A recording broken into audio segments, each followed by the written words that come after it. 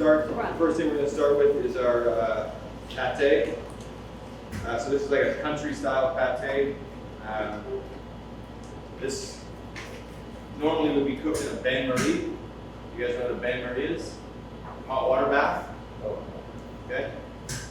But we are not going to use the bain marie today because we just don't need to.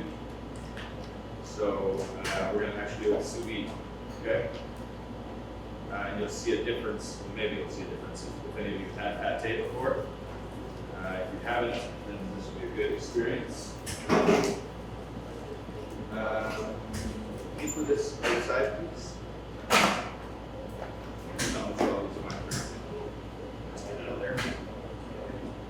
Yeah, well, that's great work out, right? Yep.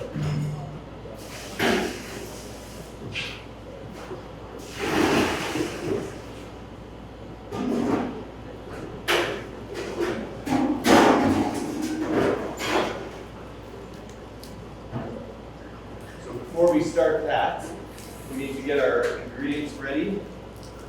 The main ingredients for pates usually consist of pork, okay, and some sort of offal. You guys know what the term offal means? What is an offal?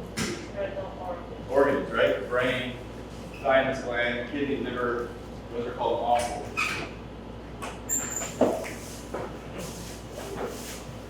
So what we've got here, what do we have here, Sarah? Chicken livers and pork livers. Very good.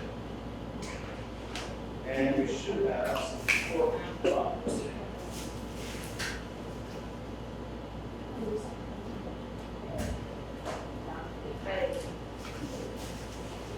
Oh, this is enough. It's okay.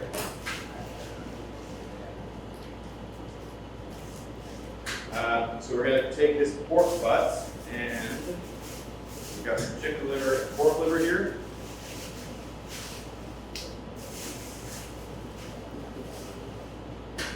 I'll just open up this.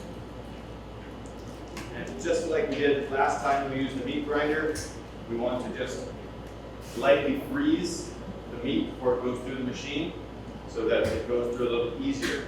So what I'm going to do first is just cut this into slightly smaller pieces. A little bit more manageable.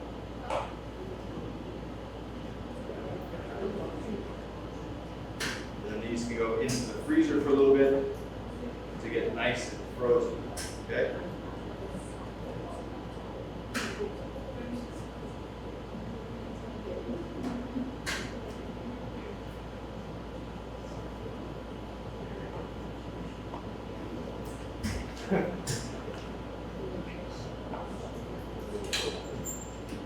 Just a reminder, you guys, Monday you have a class.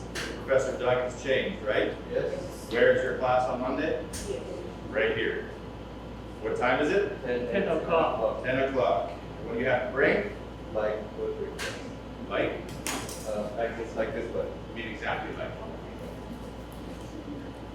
All right. The other thing I want to do is just take my liver and my kidneys. I'm going to put them into a bowl.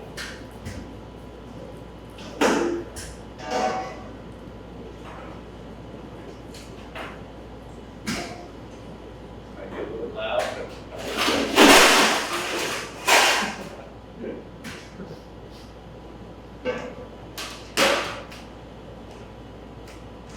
Pearl, do me a favor. In the actually, wait 1 second. Sorry. I'm just going to get some more pork belly in there. I think we could use a bit more pork in our. Maybe use a bit more pork in our pate. So I'm just going to take a little bit of this off. I'm just going to add a little bit of pork belly into our mix as well, just to help get some extra fat in there. And then you can trim this anyways for our. I'm making another batch of bacon today, so that next semester we have lots of bacon for what we need it for, because we're going to use quite a lot of bacon next semester anyways.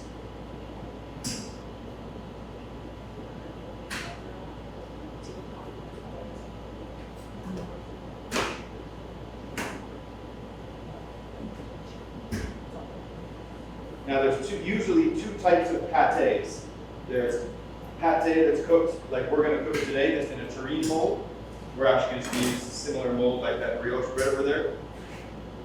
We're gonna use just a mini loaf pan because we don't actually have the proper terrine molds. Or if we do, they're dirty and rusty or something like that. So we're not actually gonna use those. And the other way is to make it pate en croûte, which means basically just in a pastry, okay?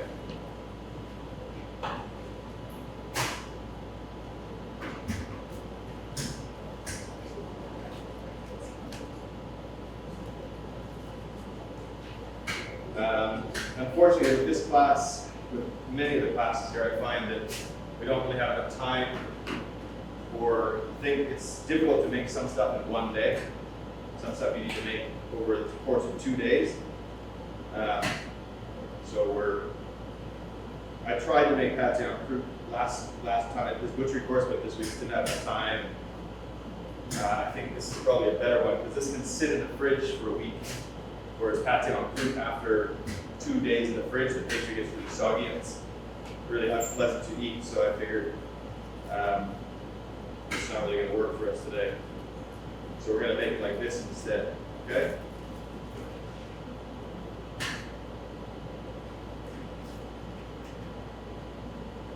The other thing we're going to make today is something called a foie gras custard. You guys know foie gras, right? Goose or duck liver. So we're going to make a bit of a custard out of that by mixing some foie gras with some cream, some eggs, and some spices and brandy. And then we'll cook that in a water bath and in a steamer. So it's kind of like do you guys know Japanese food? Chawanmushi? Right? Something like that, right? Cooked egg custard, but with foie gras, so it's much richer. Okay, this is going to the freezer. When you go into the kitchen there, it'll be right on your left-hand side. Right on your left-hand side. Directly on your left-hand side.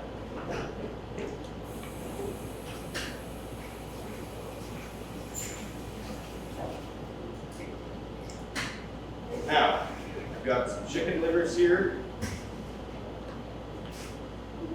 which need to be cleaned, okay? And I've also got some pork here, which also need to be cleaned. Okay, and then we're going to freeze this as well before we put this into the grinder to go into our pate. So I'm just going to separate these two just into sort of more manageable pieces to work with. Okay.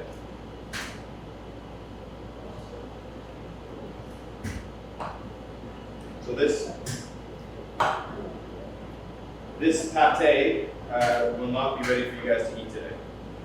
There's just not enough time to make it and cook it. Okay. But I'll show you guys the steps on how to cook it. So before we do that, I just want to take out some of this vein that's in this liver here, because it's not good to eat.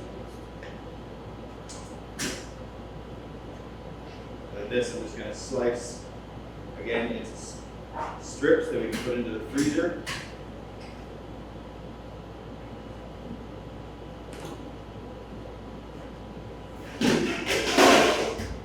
Cool down and chill before we grind it. Okay?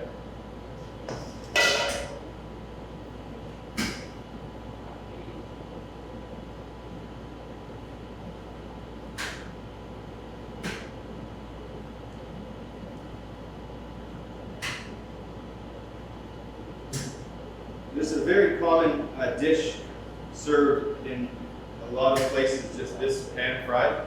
Right? And I really like it. A lot of people don't. It's so strong, whatever.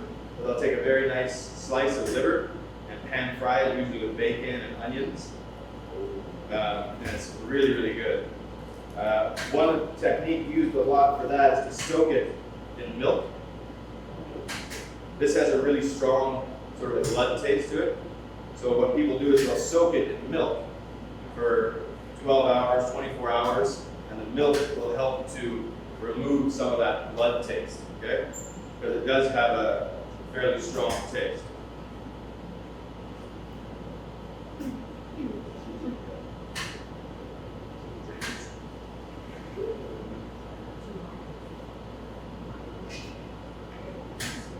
I'm just slicing these so they freeze a little bit faster and they can grind a little bit easier.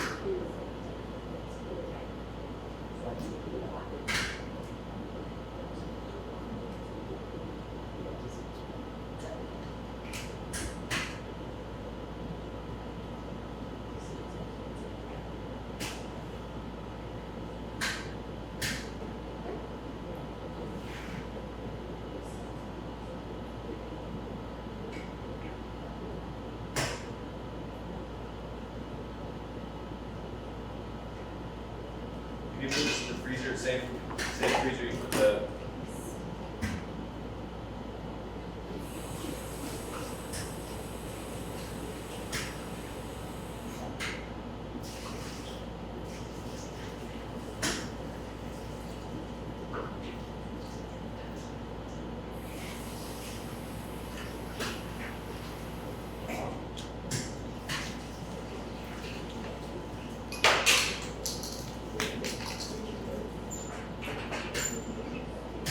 I just rinsed off my chicken livers here.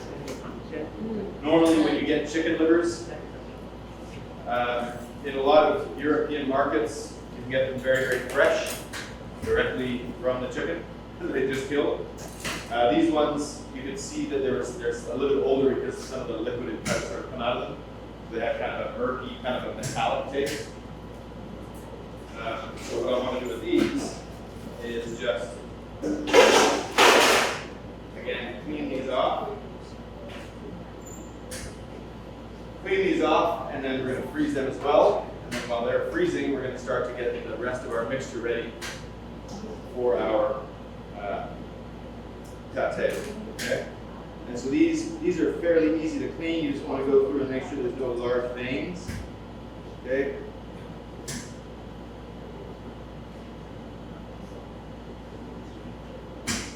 Does anyone here like chicken livers? You don't like chicken livers? Yes. Sorry? I think it when I was small. You probably, things that you ate as a kid, things you eat now are going to be very different now.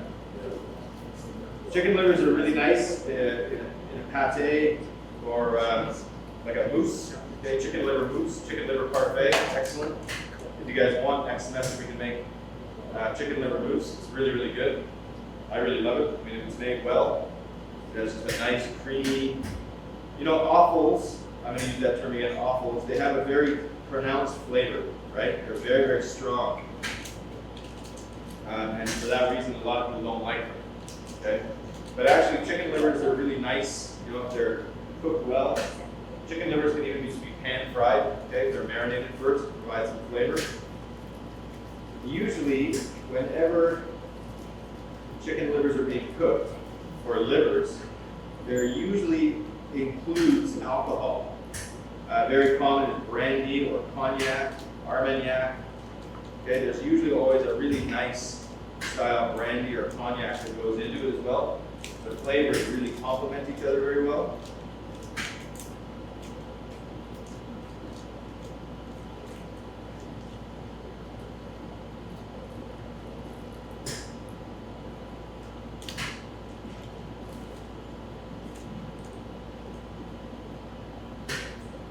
Just cleaning off all this gunk here. And again, this will go into the freezer with our other kidneys. And just let them freeze for a little bit so they can grind a little bit easier.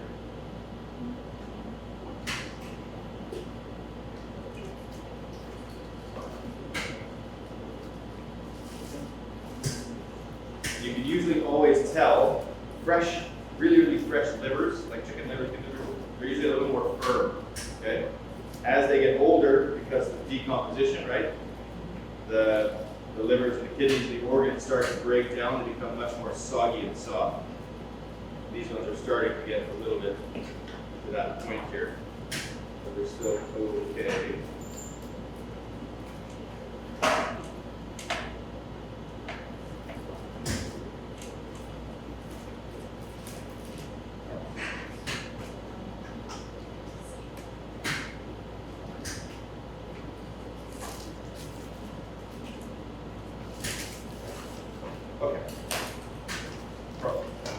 use the other kidneys, the pork kidney, you can just dump it on top here, and just push the whole tray in for you.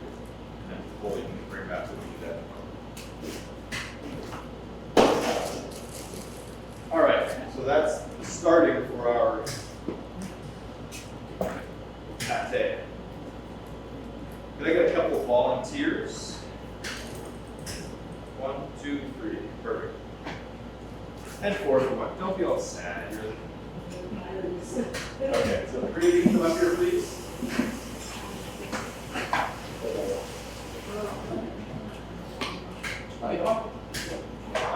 No, you don't need a knife. No knife necessary. You two are going to come over here. You're going to stay over there. You're going to get the scale. And you can just start weighing some mercuric salt for me. So that it's right now. What you're going to do is you're going to take 4 pieces. We might use it more later. There should be some sliced bacon in one of the red bins there.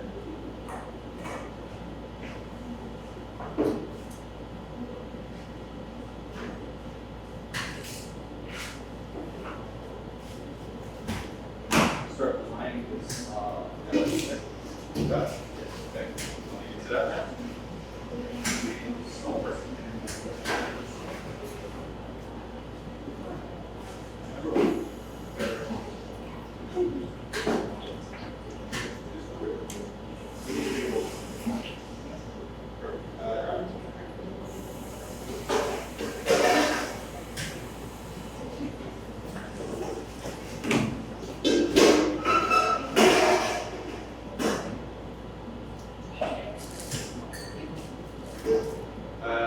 Zoe, to answer your question, yes. Yes. No, no, I can't go. Myself and Professor Doug will both go. Will there be beer? You don't mind. No. Which one? I'll get it. That's right by my house. So I can go. Okay. We're going to do this. There's your ratio there. Okay. No. I just do one bag and I put one bag in this bag. I like double security. So just a reminder, next week,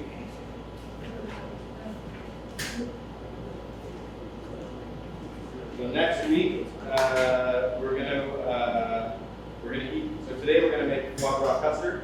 Okay, we'll put that in the oven, steam it. You guys can eat that. We're gonna make a little foam sauce with truffles.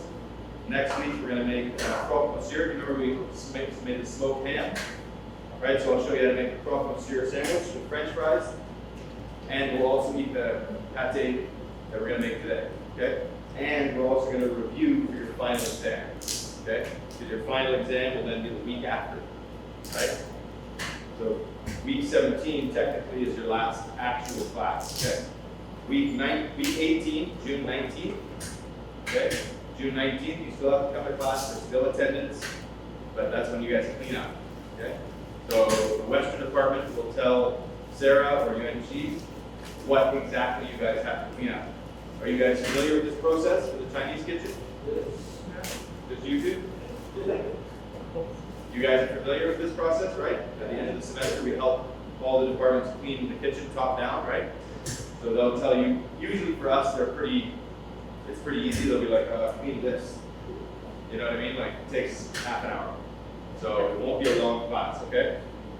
So just keep that in your mind. All right? All right. Gotta go next, Sarah. All right, the other thing we've got today is foie gras, okay? This is considered to be one of the more, the best ingredients in the world, okay? It's originally from goose liver, okay? So they would take a goose, they would keep it in a fairly small space, and they would feed it a mixture of different things in order to fatten its liver up, okay? Normally, a goose liver is not this big, okay? In like normal settings. This is like the size of my liver, right?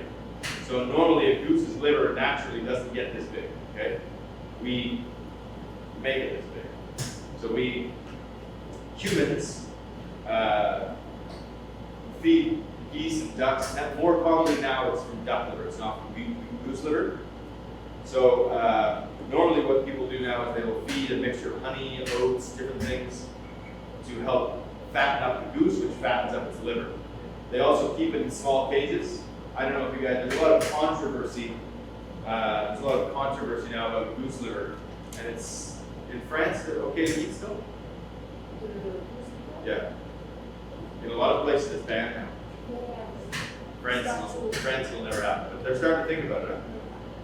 In the United States, many cities in the United States now have banned the consumption of goose liver.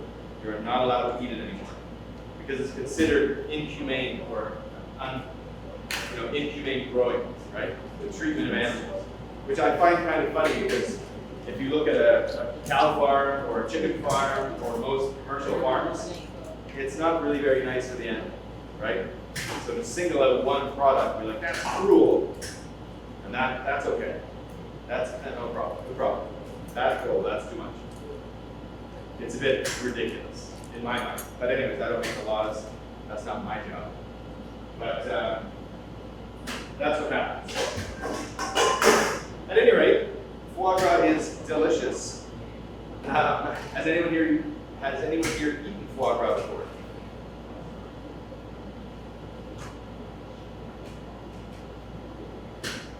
Of course.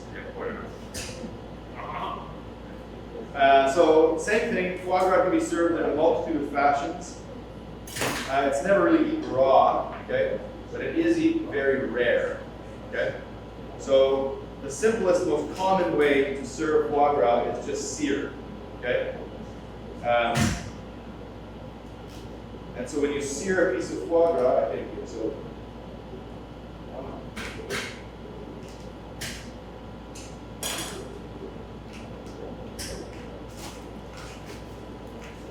So just like I did with the other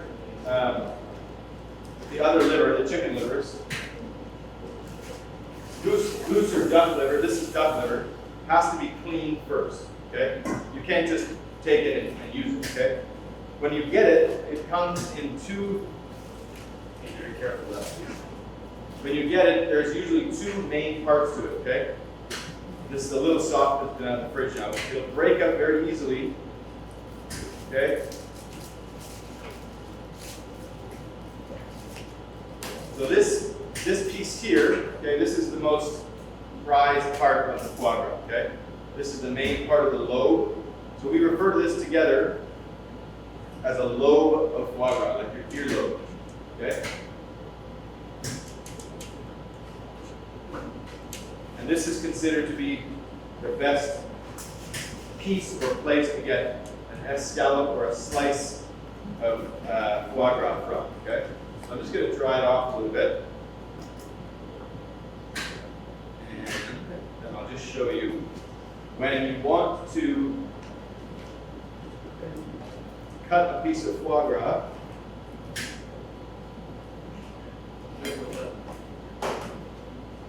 great. This is mine. Two on each side, so it's covered all the way around. But you can leave them, don't cover too much on the side, leave it over So when you, I can see your eyes looking at this like, I want to eat that. Very serious. When you want to make a piece of foie gras or you want to cook an escallop of foie gras, it's better to make it thicker than thinner. Okay. Some companies you can buy pre-cut. Okay, and this company, I just threw the package out. Rogi is very common French. It's a very big French company for this. They sell lots of poultry, duck liver. You can buy from them already sliced foie gras, okay? So usually it comes in around 35 grams, 40 grams, which is about the thickness of my pinky finger, okay? Which makes it very difficult to cook properly. It tends to get overcooked, okay? So normally, if you went to like a high-end restaurant or even like a traditional French restaurant and had foie gras, they would probably cut it, depending on how much you were paying, but they would probably cut it about an inch or an inch and a bit thick, okay? Now when you cook foie gras, you have to keep it in the fridge because as it sits out, it gets very soft. Essentially, this foie gras is mostly fat, okay? because we fatten the duck up, right? So as you cook it, the fat renders out, okay? So as you cook it, it shrinks a lot, which is why you have to have it larger. When you cook it, when you're preparing foie gras, you want to take it out of the fridge, okay? You don't want to cook it cold, okay? Because then the inside will still be cold. You can cook it just straight like this, or you can just make some small cross marks through it. And as you cook it, the cross marks will make a nice little pattern, okay?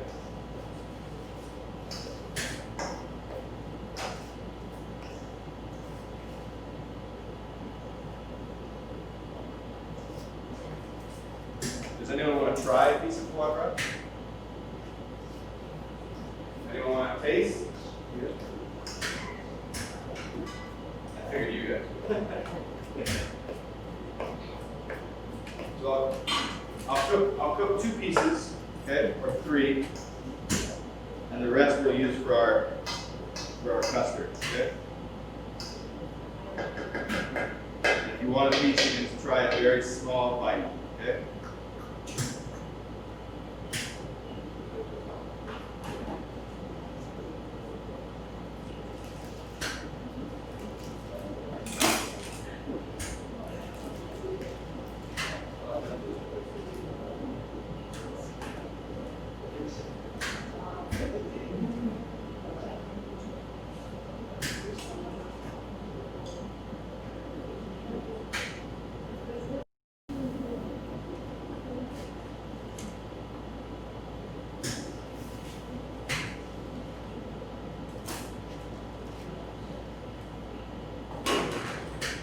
A small tray here, a little paper towel. And I'll just get a little bit of salt, my friend Sarah.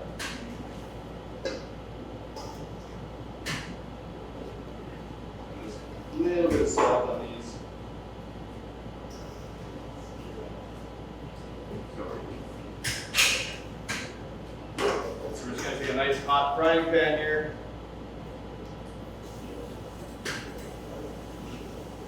Get our foie gras in.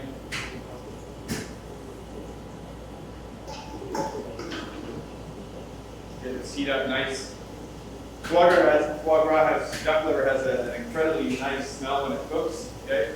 It's got a very rich, very sweet smell to it.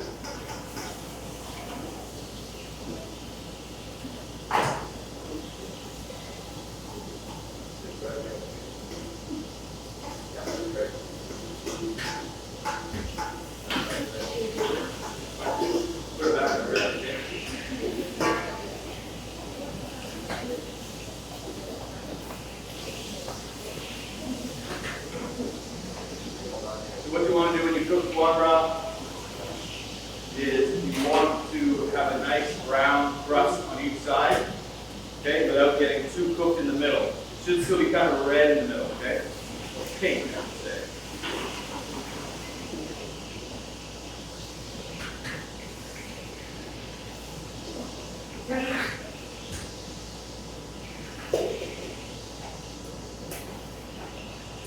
Okay, you guys can come up and take a look.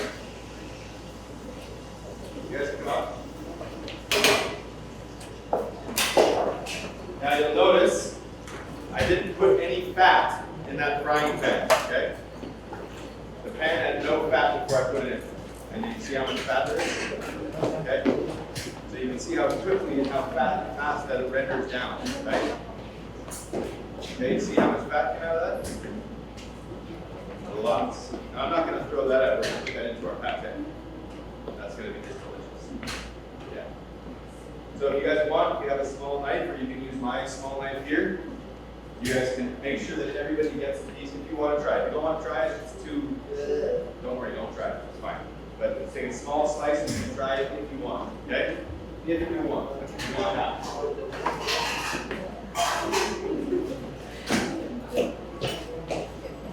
You put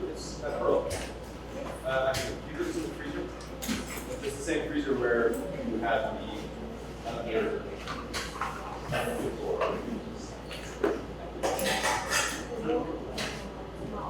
Everybody get a piece, please, okay?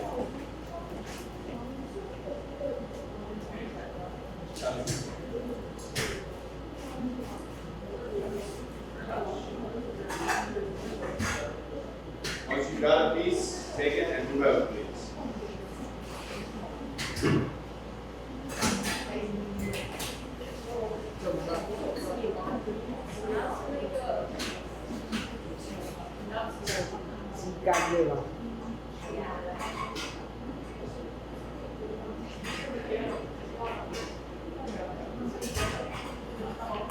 Okay, so take a piece and then move.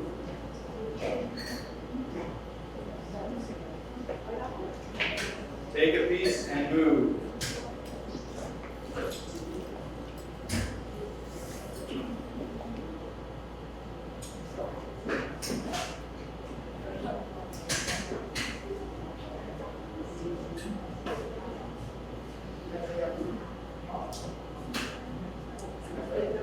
Take a piece and move, please, once you get it.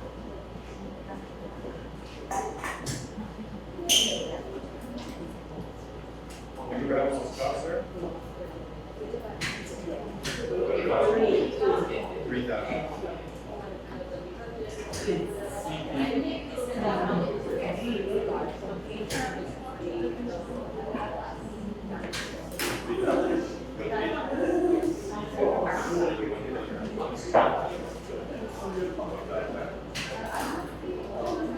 That sounds about right.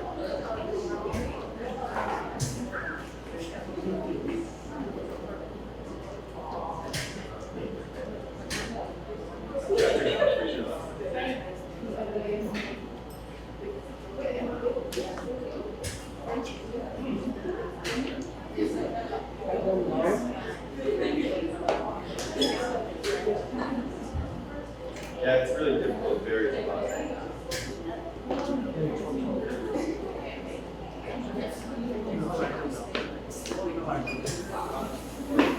Did everyone get a piece?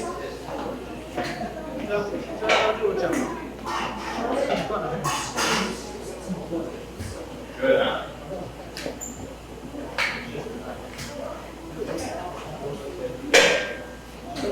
Yeah, of course. That's also way more expensive. Okay. Everybody try a piece? Good? Okay? Not good. It's pretty good, huh? Well, this is.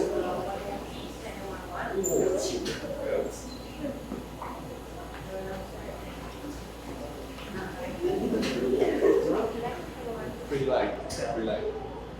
Very good. Very good. So that, please pay attention. That piece of foie gras costs about 3,000 per kilogram. Okay? So it's not cheap. Okay? So now we're going to do, a lot of the times, that's right. A lot of the times, because foie gras is so expensive. So as I explained just now, the foie gras comes in two parts, right? The right hand, nice piece of the lobe, we usually use for slicing, okay? It's searing, okay? The other left hand part, some of it can be sliced, but you get a lot of waste, okay? A lot of trimming. And so for that reason, a lot of restaurants make other products out of the trimming, okay? One of those items is called a torchon, okay, which I have already made downstairs. I'll go down soon and get one. But first I want to start getting this ready. So we're going to take, so I've got in my bowl here, I've got some foie gras, okay? And I'm just going to take a little bit of brandy, okay?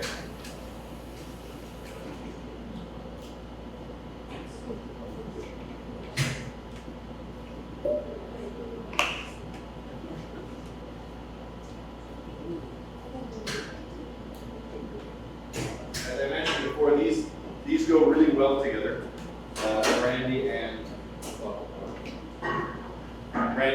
Yeah, so I'm going to season it with a little bit of salt. Touch more. And we're also going to take some cream.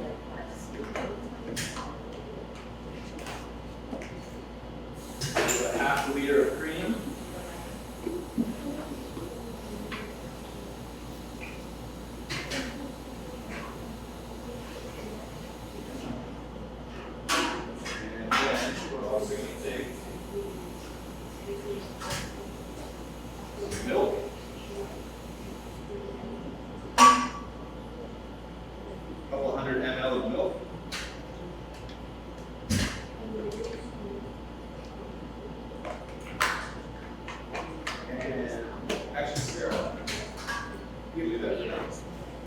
split the eggs for me. Okay. So we're going to take some egg yolks. I'm going to start to warm up my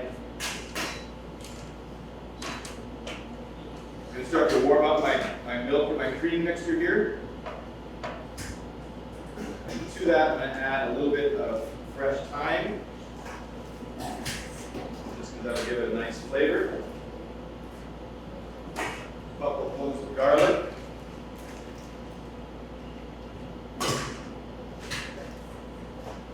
And I'll let that slowly just start to warm up.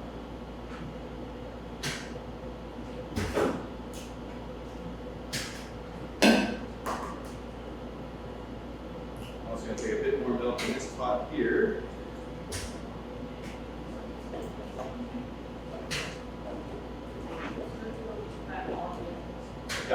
Yeah, just give me all the eggs.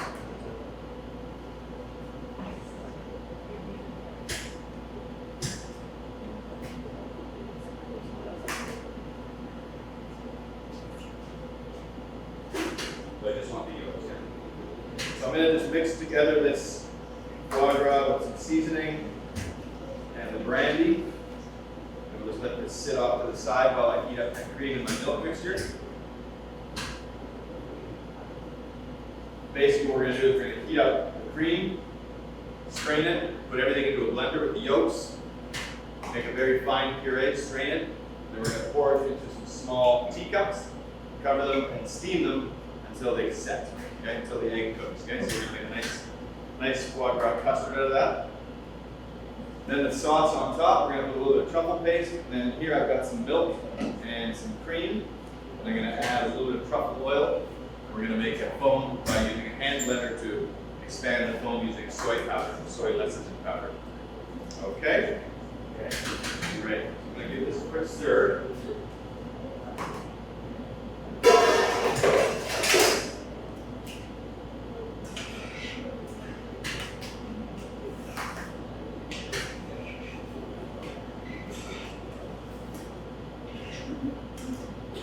Now, while we're waiting for that to get finished, I still want to get my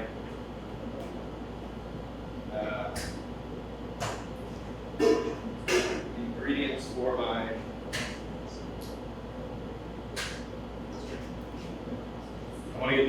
for my pate ready. Okay. So in this bowl, I'm going to start to get some other ingredients similar. I'm going to put a bit of brandy in. We're going to mix this all together. So we got some brandy. I got about 200 grams, give or take. 2 of the egg yolks, you can just keep it there. Sorry, never mind. I didn't know you had two packs of eggs. All 10 egg yolks. Yeah, don't worry about it. A little bit of brandy. I'm going to take a little bit again of fresh thyme.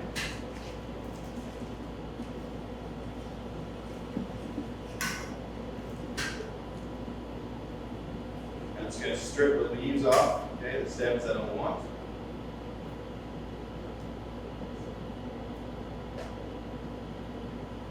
I can save the stems for making stock, okay, so you don't throw those away.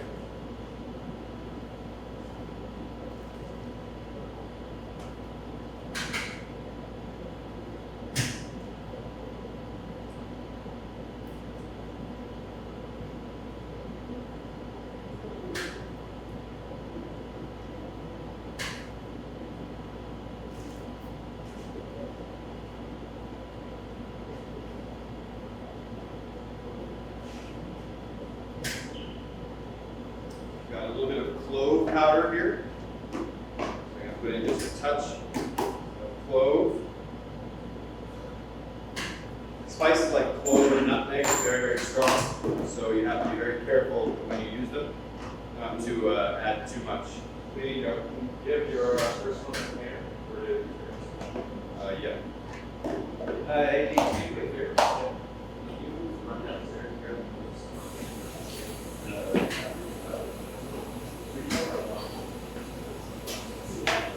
now this would be my snake. You want to high five? High five.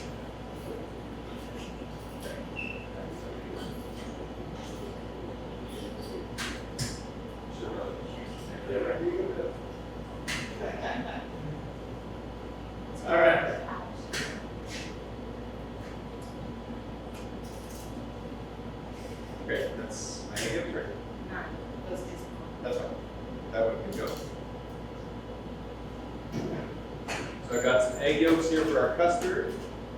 I'm also going to season up so I've got, for my pate mix, I've got cognac, I've got some mace powder, I've got some clove powder. I'm going to add a little bit of black pepper, not a whole heck of a lot.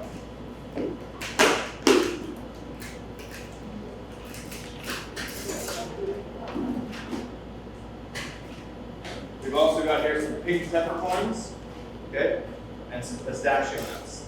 When making pate, it's fairly common to what they call garnish a pate. So usually you make a mixture, a pate mixture, and then you decide later how you want to garnish it or make it look. Pistachios are very, very common in pate. Sometimes they might put a long piece of pork in the middle, or even foie gras. Okay, very, very common to find a whole piece of foie gras right in the middle of a pate. When you slice it, you get this nice exterior of a pate, and the interior is this nice looking piece of foie gras. But it can be sort of essentially whatever you want. Okay, I'm going to take a couple of eggs and just crack those in. It's so weird. You know, I've been here for years and I still will never get used to throwing eggshells in plastic. Like in Canada, we put the eggshells in with our vegetables, like the garbage, compost, right? It's good for plants, right? So we let it rot and we put it on plants. Here it's like, oh, you can't. Those pigs, the sweet pigs will die. I don't know, I don't get it. Okay, I'm also going to put in some cream. About a cup, 250 grams of cream or so. Okay. I'm also going to garnish our pate with a little bit of truffles at the end because Why not? why not, right? That means why not. If someone does that too, it just means why not. Okay. So while we're waiting, I'm just going to quickly give this a stir. So I've got some cognac, I've got some cream, I've got some spices, right? Clove, mace, nutmeg, thyme, salt, pepper. Okay, so now I've just got this nice mixture here. It's important to keep this cold, okay? Should I get some ice, please? Just one of you. I know you both are going to get ice. Okay? All right. And Pearl, you want to grab all those goodies from the freezer. So now we're going to start to grind our products. What I also want is some pureed onion.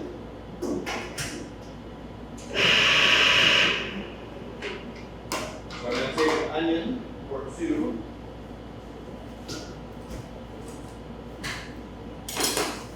And just peel them up. Again, the peels and trimmings I'm going to save for stock. Okay, I don't like to throw anything away. I mean, obviously if it's bad or rotten, you throw it away, right? But all of this can be used for stock, okay? That's all over.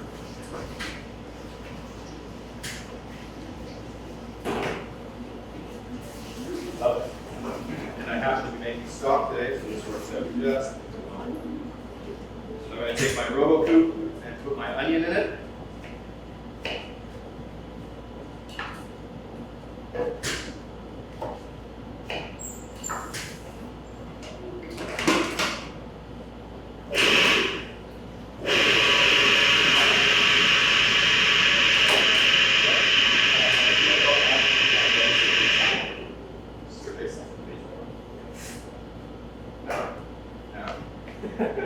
I should tell you?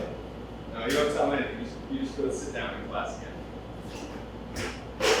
So I want to keep my cream mixture cold while we're grinding the rest of this, okay?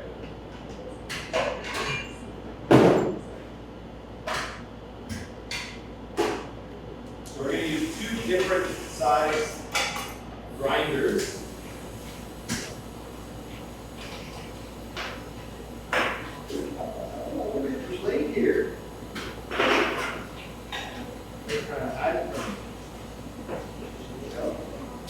Oh, Philadelphia, Mayo.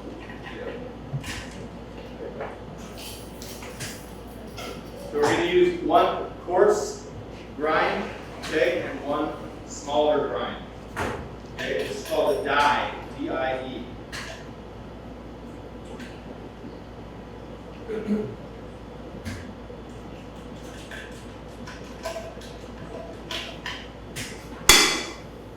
Okay, so I got two different size die here, okay?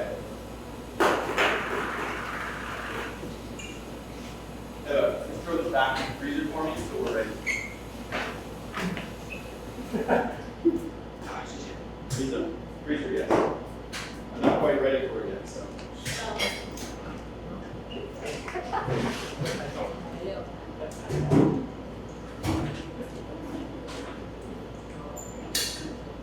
Okay.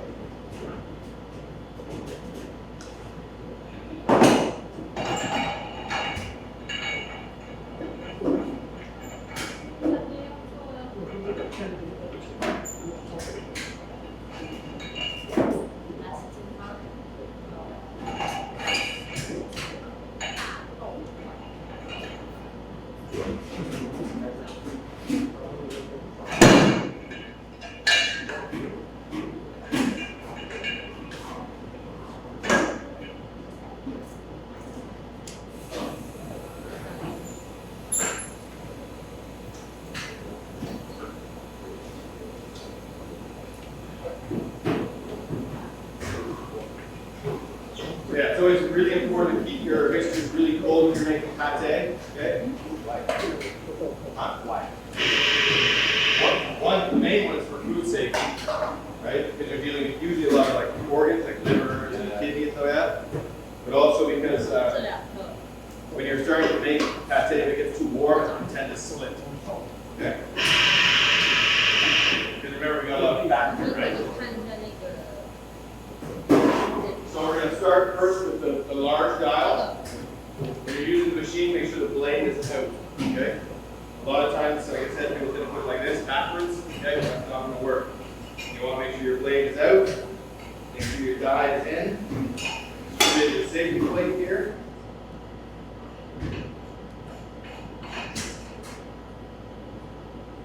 Okay, we got my foie gras fat. We're also going to add into our pate as well. Why not? Why not?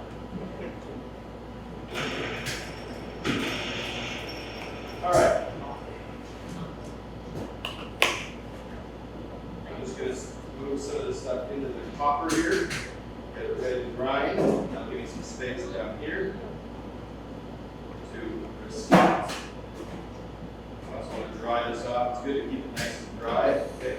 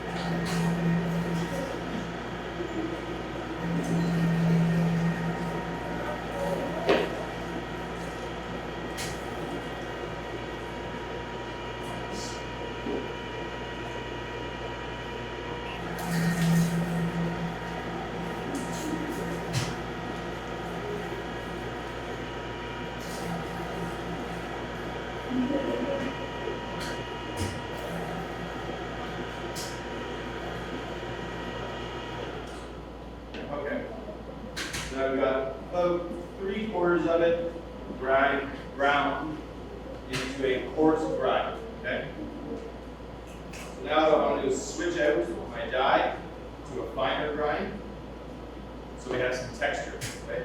Different texture.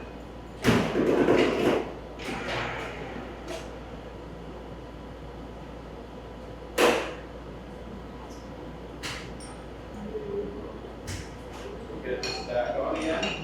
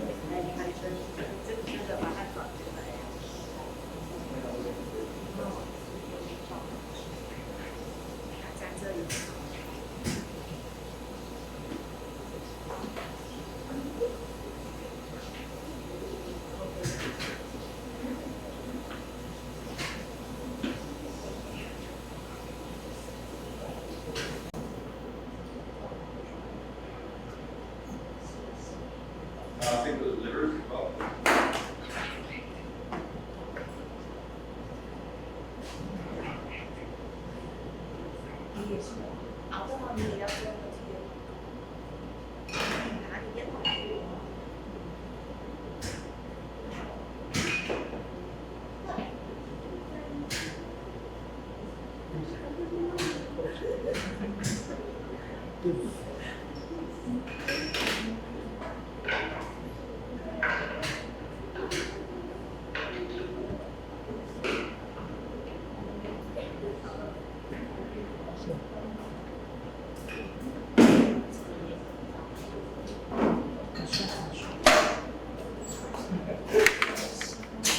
They just took care of their equipment, you know, like they just used everything and then it was dirty, then it's rusty, then it's sharp or anything, it just doesn't work. Super frustrating. We have no kitchen, no equipment.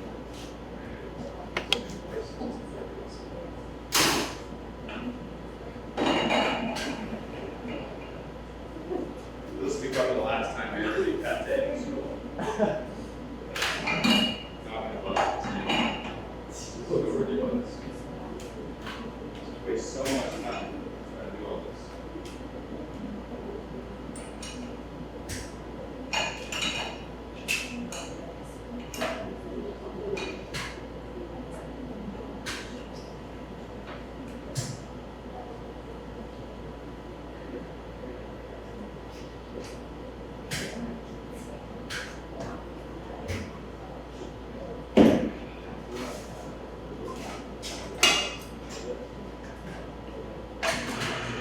All right, so we're going to try grind some more of this.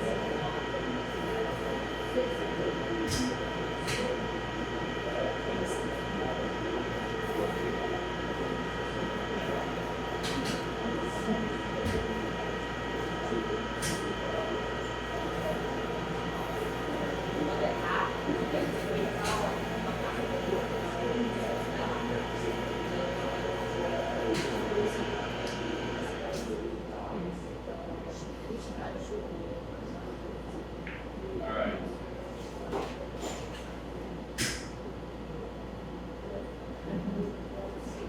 You got your hotel pen? Do another hotel pen. Ah.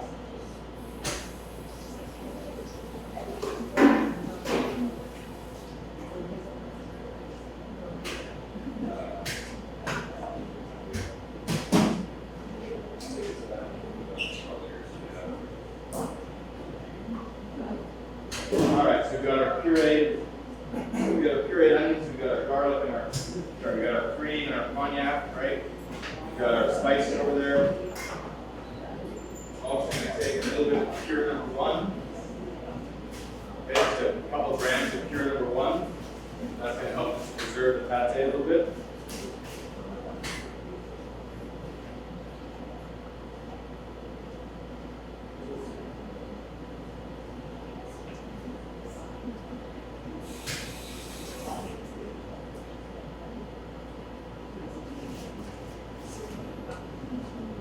I'm also going to take a little bit of paprika powder over here.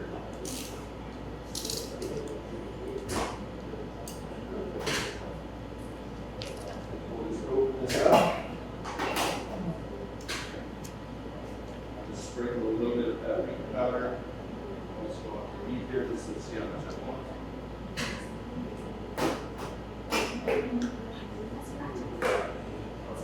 Now what I'm going to do is take all my meat, transfer it into my hotel pan to make it a little easier to mix.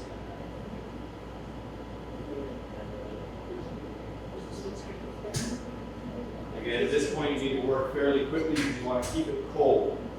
Okay?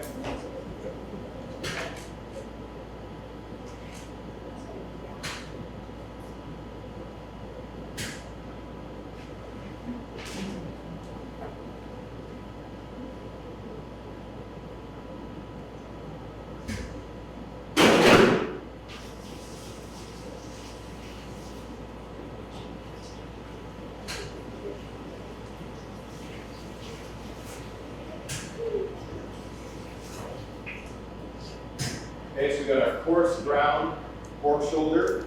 You always want to use a fattier cut of pork. Okay? You would not use like pork tenderloin or pork loin, for example, to make a pate extremely dry.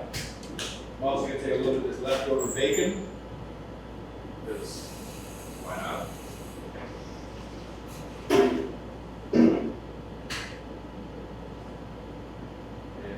Slice this up and just dice this up kind of fine.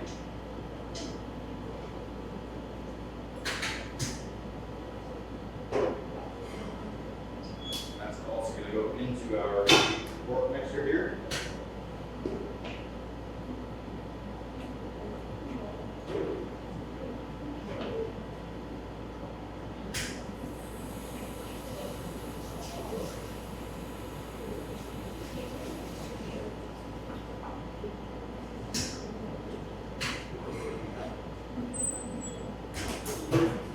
Just so we might taste it out. The other thing I want to do is just taste the piece. I'm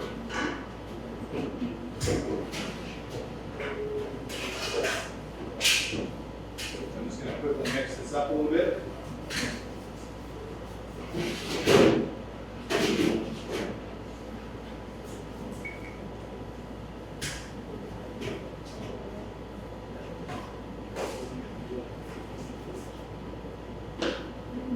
Guys, for this, is there some more loaf pans you can line with bacon? Is there any more? Yeah, pans. Maybe line a couple more. Open another pack of bacon.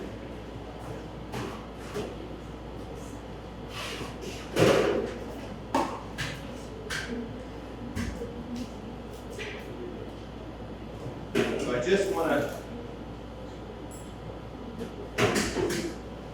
take a quick taste here of my pork mixture to make sure that I got enough seasoning in there, right?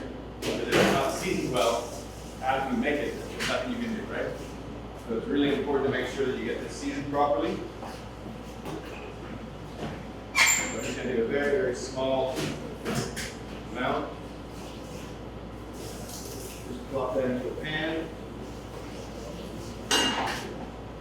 Just quickly cook it off so I can see roughly how it will taste.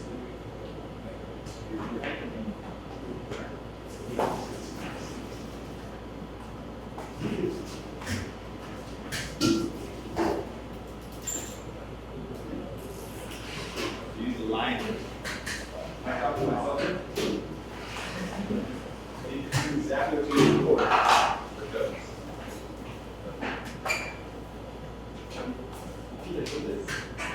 Yes, you should do it faster, right? I don't doubt that you can do it. I don't think you can do this. It's too complicated. He doesn't know how. I just mean that you guys can do it together and do it way faster. So I'm going to open up my pistachios, my pink peppercorns,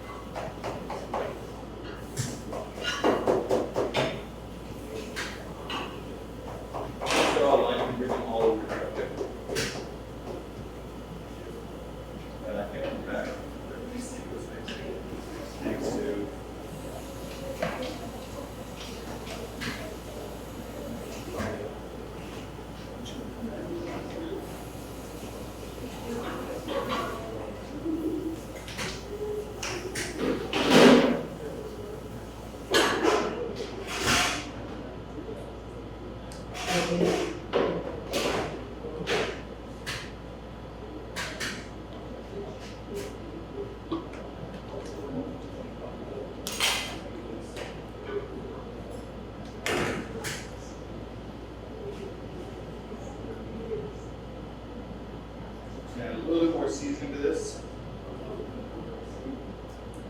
Now we can put it into our egg and cream mixture.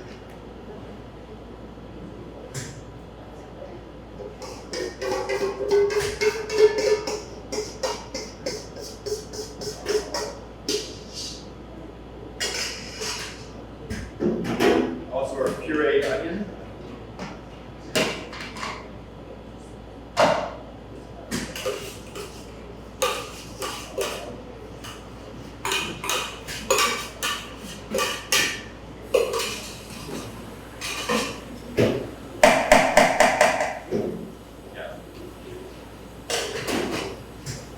We're going to mix this together.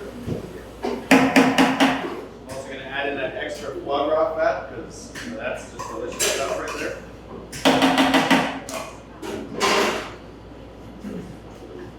And we'll get this mixed in really well.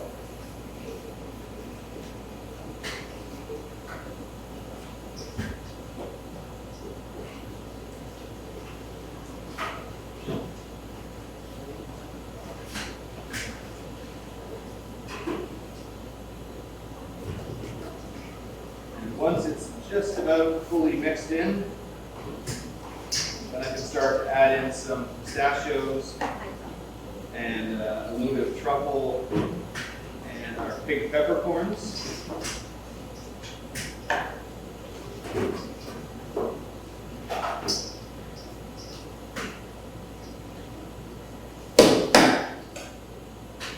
I'm just going to dump all these pistachios in. anymore. And I'm going to take a nice big handful of these pink peppercorns. That's probably enough. Pink peppercorns, if you've never tried them, have you ever tried pink peppercorns before? They're fairly mild, okay? They're all in the same family, right? White, black, green, pink. They're all part of the peppercorn family, right? Just at sort of different stages in their lives. Then I'm also going to take a little bit of truffle paste. Nice little spoon of truffle paste here. Go on that. And just mix this through. And you bring it all over here. This bowl of ice is done as well. So now we're just going to just gently finish mixing this off.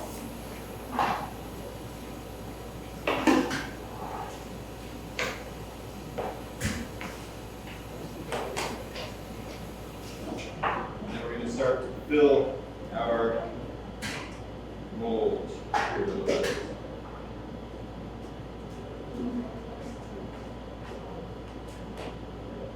I should have been more specific with you guys about this.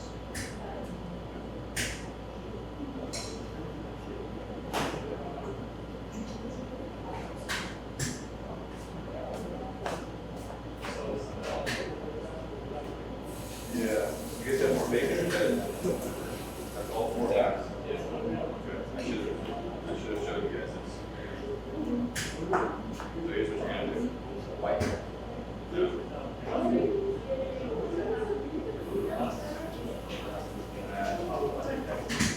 Yeah, I guess it's the only way it can go. Probably didn't need quite so much though.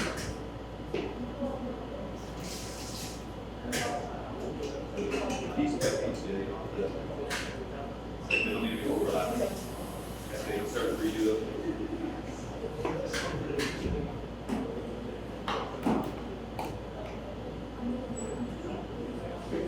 Yeah, you guys usually wait. But that's okay, no problem.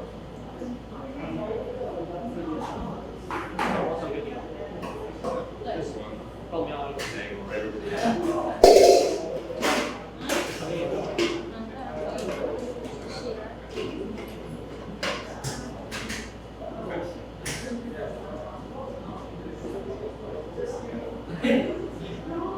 So we're going to take our pate mixture.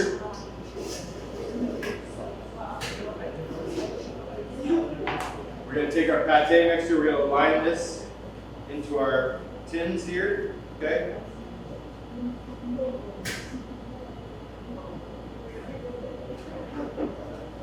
Just about 3/4 full.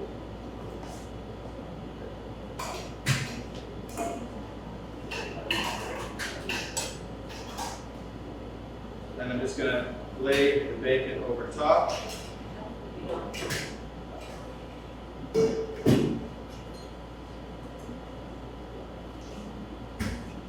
So now it's fully encased in bacon, right? And then the side pieces here are just going to overlap like so.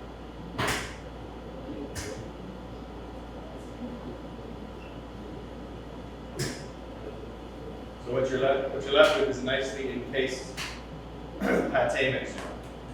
Once that's full, then we're going to take and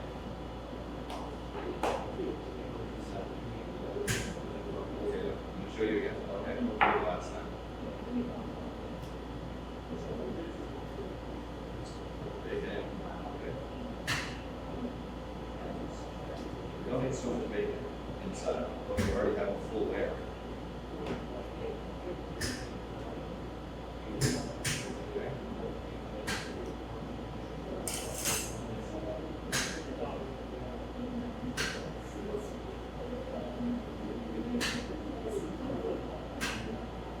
Once this is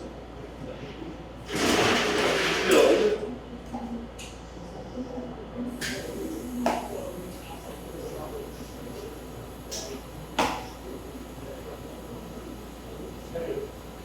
vacuum pack them, and we're going to cook them in the sous vide machine at 65 degrees, 65.5 degrees for 2.5 hours. Okay?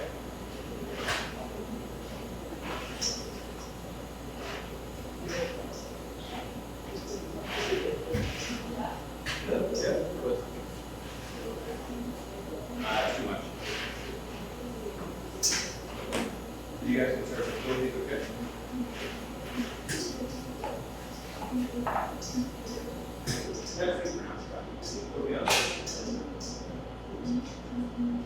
All right.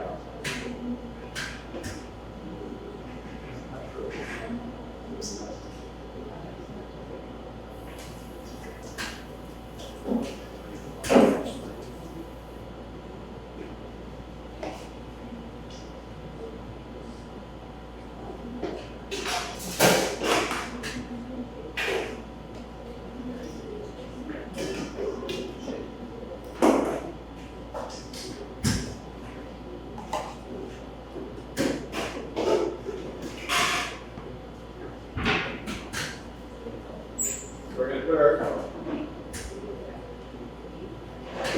our pâtés in the sous vide bag and then start to cook them.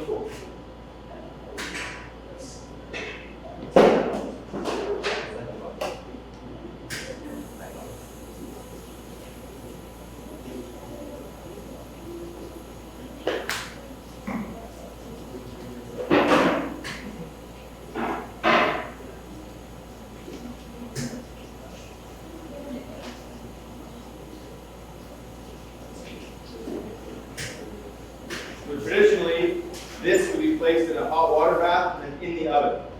Okay? But we're going to do it slightly differently.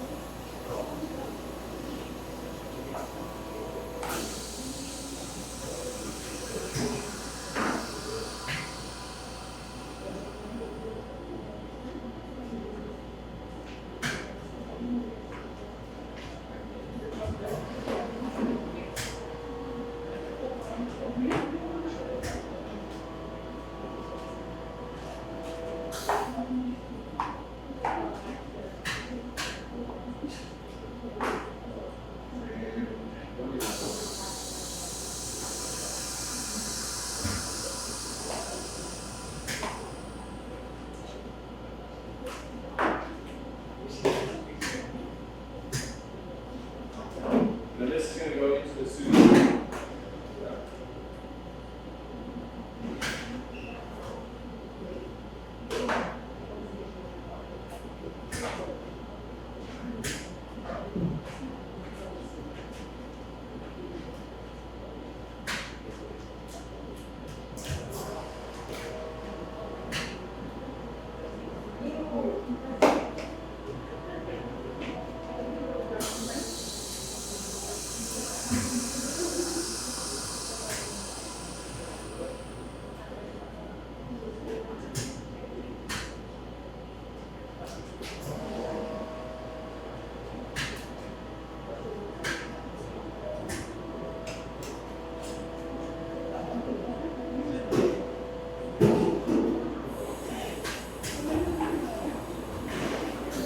So this we're going to cook until we get a minimum internal temperature.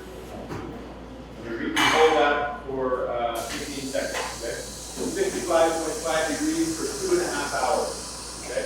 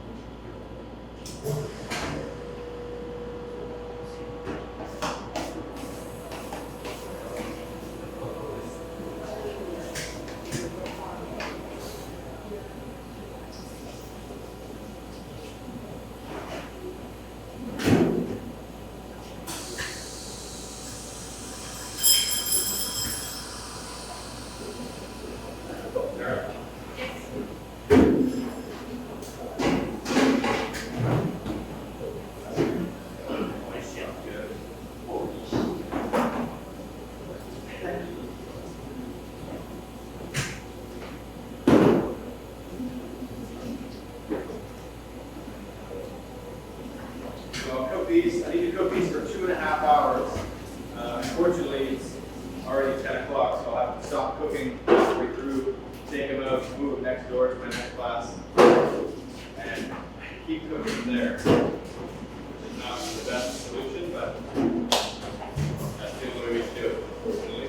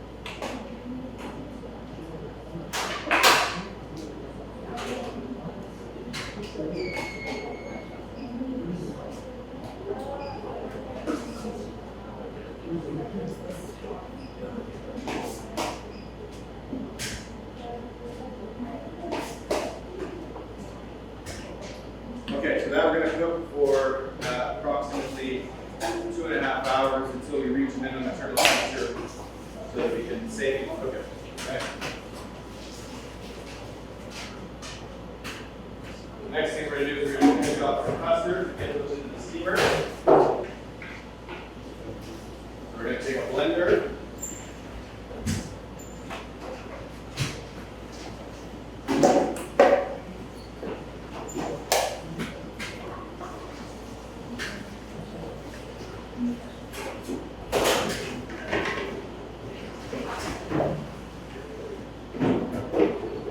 Into our blender, we're going to put about half of our foie gras.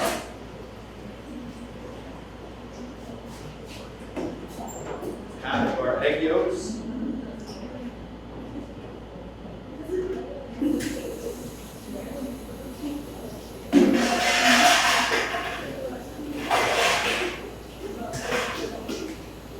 I'm just going to strain out my cream mixture. So this is our cream and milk from before.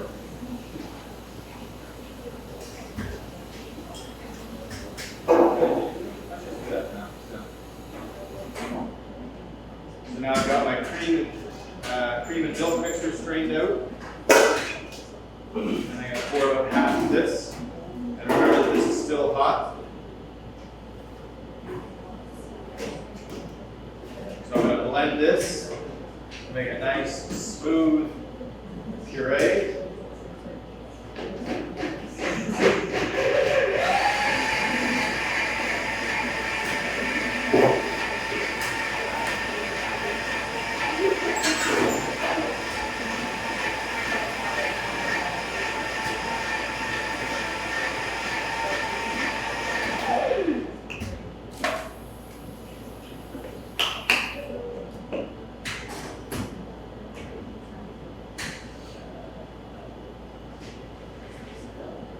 Right past this.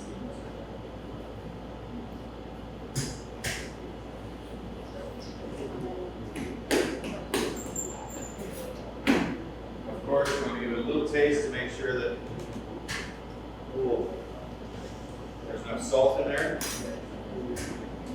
There is not, so I'm going to put a little extra salt. Like that.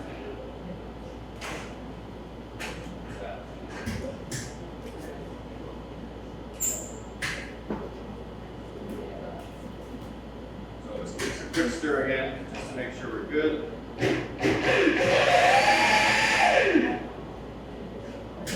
Okay, again.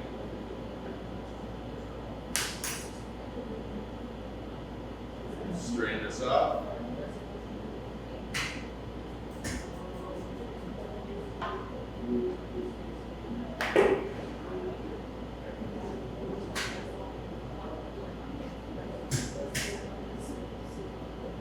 I'm going to take the remaining foie gras that was in there.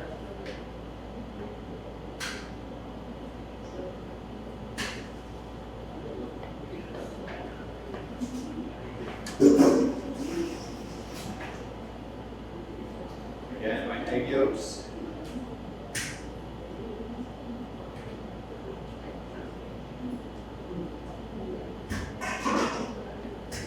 My cream and milk mixture.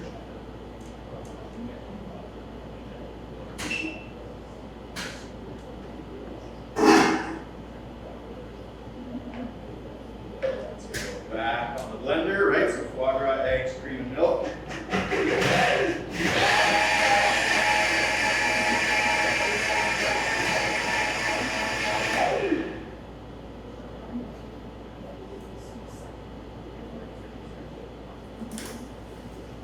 What? This is really good. I'm gonna put a little bit more salt in.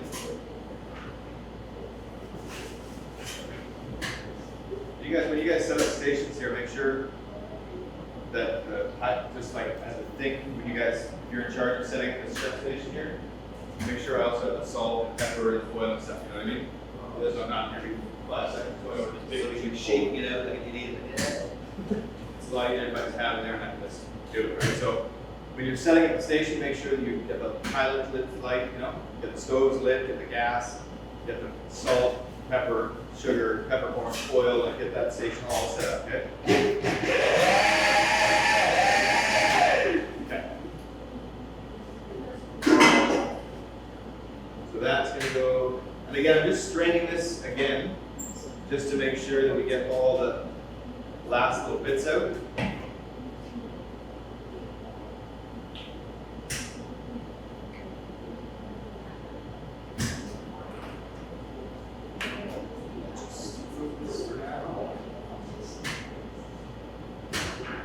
Now we want to do, can I get those, one of you guys got that blue bin over there? See that big blue bin? We should have some, should be full of some little cups, right? You see them? Yes. Yeah, bring it around here.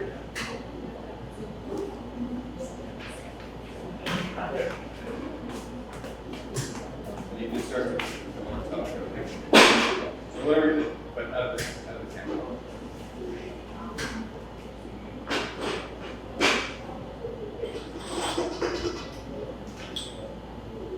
Okay. So just using this tammy here, just to strain off. The reason I'm straining it is because inside the foie gras there might be little bits of veins, okay, or cartilage. Not cartilage, but something like that, okay, veins. So I just want to make sure that all gets out of there, okay? So now we're left with a very nice, smooth foie gras custard mixture. At this point, this custard could actually be even turned into ice cream, okay? If you wanted to make foie gras ice cream, you can put this into an ice cream machine, or you can put it into a machine with liquid nitrogen and mix it, right, and make a foie gras ice cream, which would also be very delicious to eat out of a cone, or just in your hand, or however you want to eat it. So I'm just going to use the same jug here, and I'm just going to pour about half that in. Now, just come right around here, actually. And once you go around here, you fill this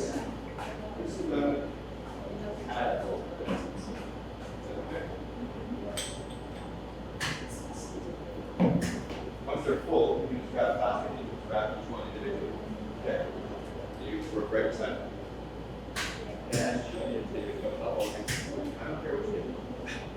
You can do it that way, you can do it the other way, there's your extra. foie gras custard, which is then going to go into the steamer to steam, just to set the eggs very carefully, very gently. It's going to be more like a pudding, okay? And what we're going to do is we're going to take some of this brioche here, we're going to toast it, and then you can dip the brioche into the custard and eat it, kind of like eggs, soft-boiled eggs and toast, right? Except it's better than eggs and toast, it's foie gras eggs and toast, which is also lovely. So, while they're doing this, we can just take a 5-minute, 10-minute break, relax, stretch if you want to, drop your phone if you want to, whatever you want to do. Just like, I don't need this thing anymore. I've got foie gras in my life. Take a break, relax, whatever. I'm going to get this bacon going with you guys to take a break. Right.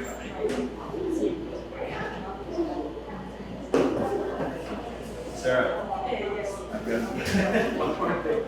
You know, having all of our equipment downstairs really is just the biggest pain in the ass. I forgot I need one hand limit for this. So, alright. Alright, there we go. I'm being careful, I'm like, that hand blender, the red stick blender. So just the blender part again. And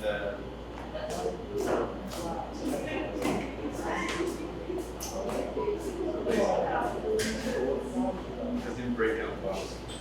So just the hand blender part and then the stick blender. Okay. Grab one more beer.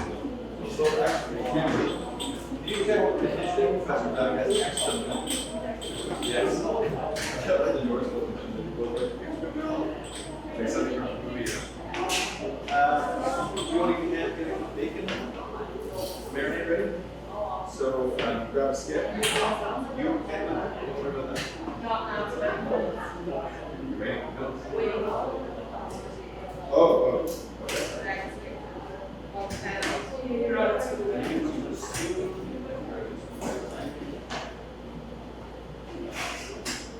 Get as much better as you can. And then you can try to fill the rest up so they're all there's a bit extra.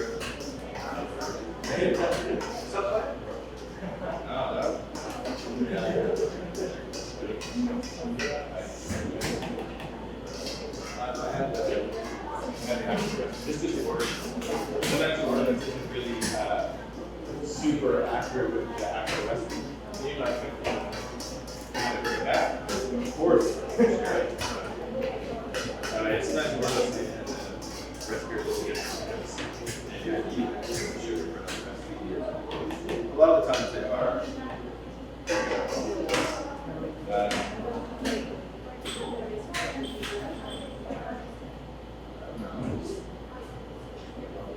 Yeah, I mean, there's like a ratio of maybe 1 egg yolk set like 200 grams liquid. I don't know, it might be a little soft. That's what we're here for. Yes, skip. That's perfect. No, it's not. Yeah. Don't worry, she brings one up, that's fine. I'm going to say, give or take.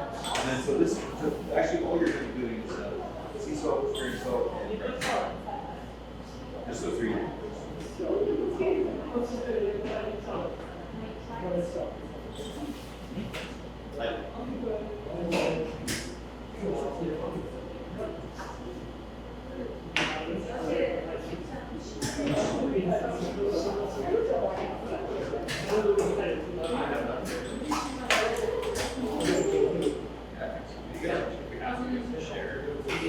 Sharing is caring, right? Why isn't it sharing? Why is it caring? That's a good question, actually. Why is it sharing?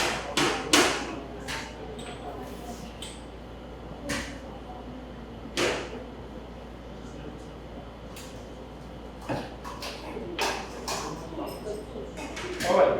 Yo. Nice sweet Owen. Sweet dear Owen. How are you? So far, so good. That's what it is. I want you to take this.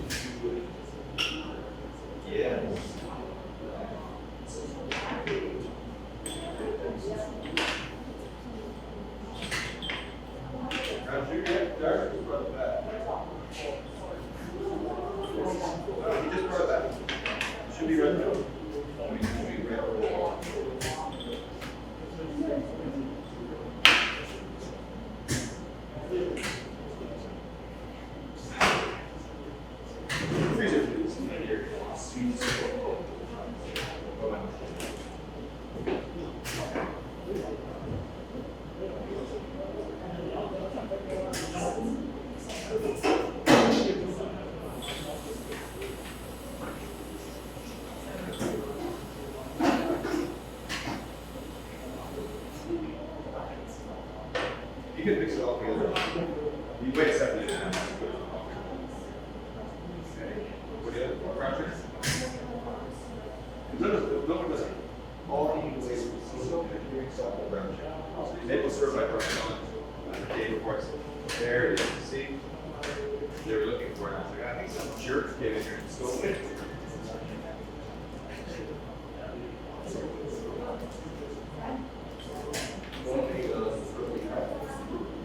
What?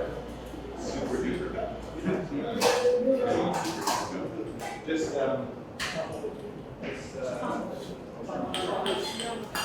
yeah.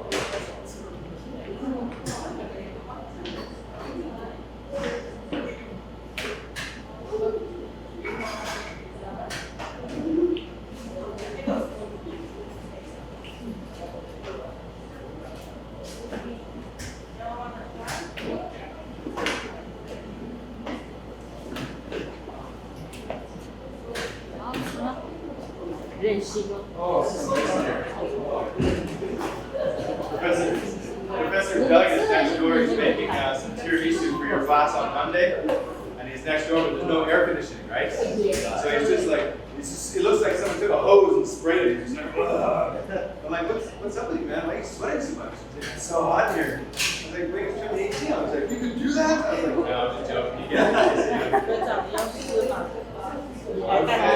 It smells like coffee.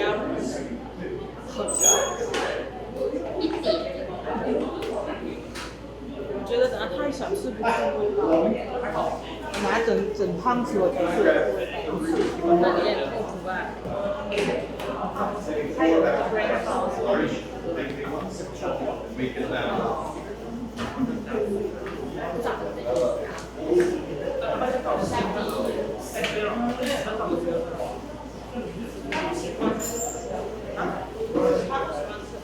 你要吃糕点吗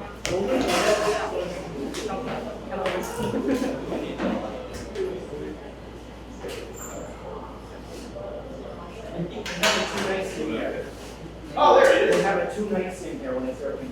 There it is. I was just forgetting about your next door.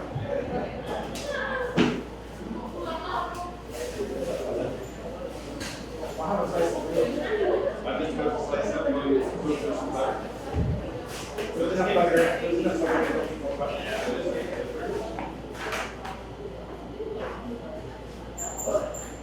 Can you go ask Dharma? Dharma is the next one. Ask if he has any extra butter. Do we bring butter up? We bring butter. Huh?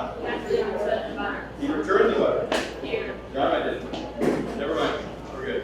Everything's okay. What you can do is put this onto the control. That's fine. This is it.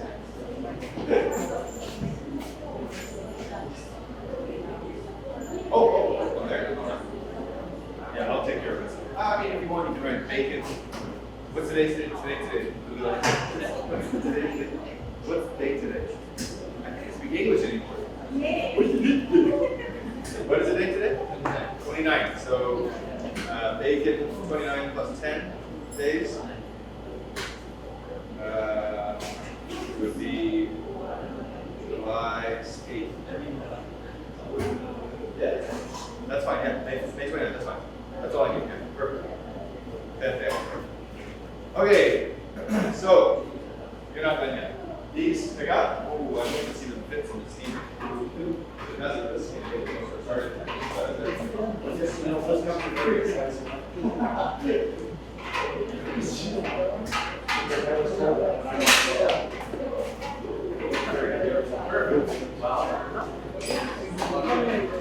Okay.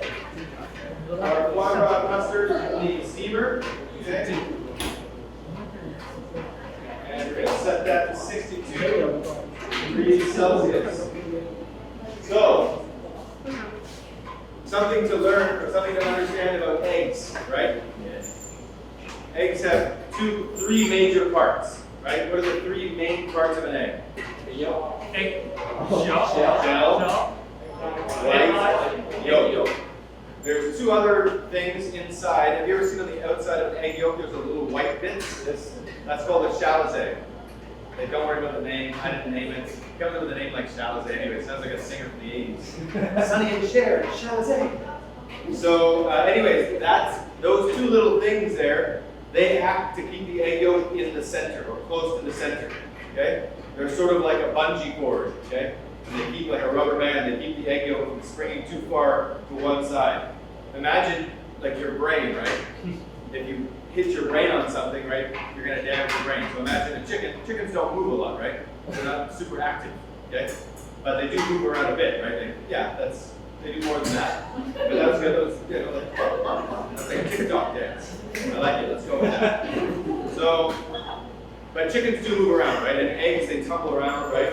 And so the yolk has to stay somewhat in the center, okay? The other part of an egg yolk, the other part of an egg would be the air sac. The air sac goes around the outside of an egg. As it gets older, because the eggshell is permeable, which means air can go passing through it, right? As an egg gets older, the egg white, some of the air and water evaporates, so the egg white gets less, which means the air sac expands, becomes bigger, okay? So when you crack an egg, if you hard boil an egg and crack it, you see a lot of space between the shell and the white, that will usually signify that the egg that you cooked was old. Okay? Not super old, but older. Okay? At any rate, eggs also cook at different times. Okay? The egg white cooks between around 62 and 65 degrees, and the egg yolk starts cooking around 63, but can also take up to about 68 degrees. When an egg, extra. Yeah. Just so you guys know, I see you guys often struggle with these doors a lot. Just doors in general. Actually, you guys look, right? Just when this is open, all you need to do to close it is just push it. Okay. You don't need to pull the handle like this. Right? Nice. Don't slam it like you're angry at your mom and dad. Right? Right? But give it a forceful push and it'll close. You don't need the handle to close. The handle serves only to open. Okay? So the next thing we want to do is we're going to start to get our foam ready for our to garnish our foie gras custard. So in here I got a bit of milk and a bit of cream. So.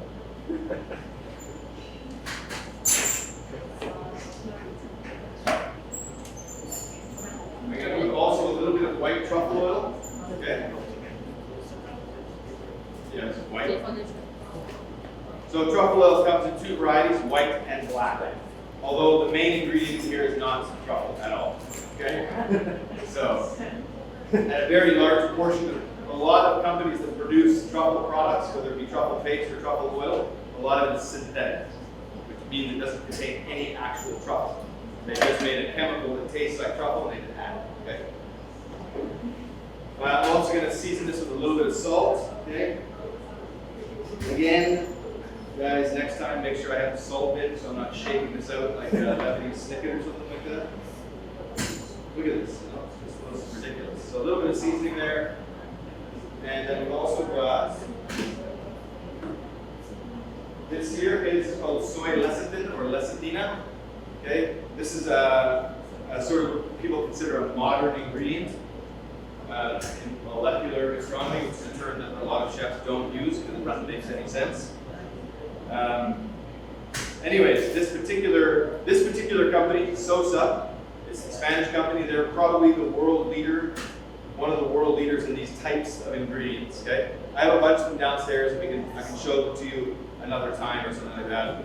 And you can also go on the internet, and if you type, Sosa's a great company because they understand that these are professional use products, right? But they also want to make them accessible for chefs who don't really know how to use it to use it. And so they offer a lot of recipes and videos, technical videos on their website on how to use these products. Okay, so they're a very good company that's trying to expand their horizon with this type of product. Anyway, soy lecithin is basically a soybean product. It's highly extracted, okay? And what it does when you add it to a product that has fat, i.e. milk, cream, okay, is that it helps trap air in the fat bubble. So think about soap, right? When you wash your hands with soap, soap contains other ingredients, usually like a glycerin or something like that trap air in a soap bubble. But since you can't eat soap, I mean, you can, but that's the opposite of white. Since you can't eat soap, we want to trap air inside of something more delicious, right? And fat is flavor, right? So we're going to take some of this soy lecithin powder, and we'll just add a little bit of that into our product here, our truffle milk, okay? And you only need, for every 1 or 200 grams of liquid, you only need about, for every 100 grams of liquid, you need about one gram of lecithin powder, depending on what you have inside, okay? For example, like acid, right, the pH level can affect how this performs, okay? The higher the pH, the more this you need, okay? So a rule of thumb is basically 100 to 1, okay? Give or take a little bit, okay? The problem is that when you start adding this has a very soybean type taste, okay? You know that taste of soybeans, soy milk? It has a very pronounced taste, right? You can always taste it, and it kind of masks a lot of other things, right? It's very powerful. So if you add too much, you're going to lose the flavor that you're trying to get. You're going to end up just like soybean foam, right? welcome to my vegan cafe. Have some soybean foam, right? And some wheatgrass. So it's not that pleasant. The other thing when you're using this product is you want to heat this up until it's just before boiling. But before you can actually achieve a foam, a good solid foam, it has to cool down a bit. Okay? When it's up around 90, 80 degrees Celsius, it's too high or too hot for the bubble to sustain itself. And so what you need to do is cool it down a little bit so that it can properly form a bubble. Okay? So what I'm going to do is take, could you just do this outside for now? Just so we have a little bit extra. Oh my lord. Chaos. Chaos is happening. So we're going to take a hand blender.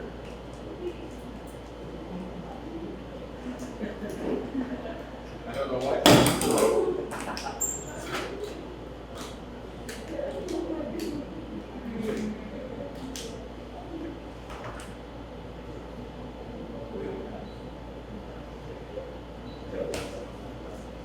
Smells nice, yes. And so what we're going to do then is just using a hand blender.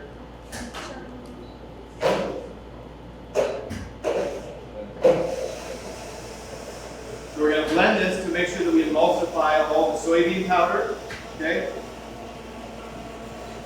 And then once it's emulsified, I'm going to let it cool down for a little bit, okay? Because at this point it's a little too hot to actually produce a foam with, okay? And while this cools down, I'm going to move on to the next thing. So we've got some brioche here, okay? So in the world of breads, did I talk to you before about the different types of bread? There's lean bread, right? And there's rich bread, right? Lean bread would be like focaccia or baguettes. And a rich bread or rich dough would be brioche. So what we're going to do now is I'm just going to take a little bit of brioche. I'm just going to actually trim this up so it's a nice little square. One thing you will find throughout your lives is, so in a casual restaurant like a bistro, they would just serve you slices of brioche as it is, right? But in like a high-end restaurant, they won't do that. Okay, they'll use that for something else. I don't need it for anything else, so I don't care. But in a high-end restaurant, they're very specific about the shape and the look of all their dishes, right? So they cut things and they trim things a certain way to look a certain way, and you pay for that as a customer. Okay, that's why one of the reasons fine dining is so expensive is because you're paying for a certain look, a certain style of food, right? So I'm just going to cut some nice little batons or some little planks out of this.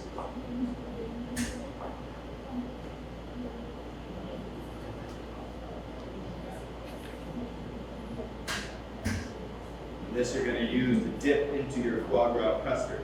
Okay?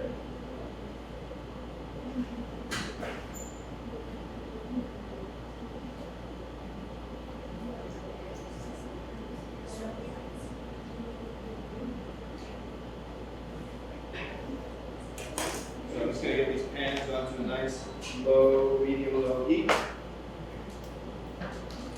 We'll put some butter in.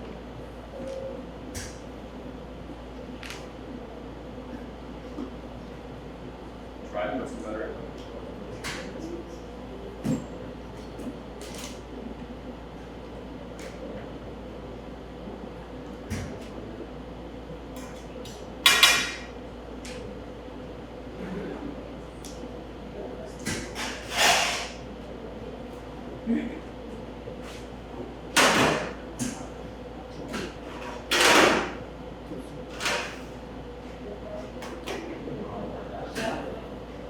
Should we check the custard? That's what I was just doing. Too easy syrup.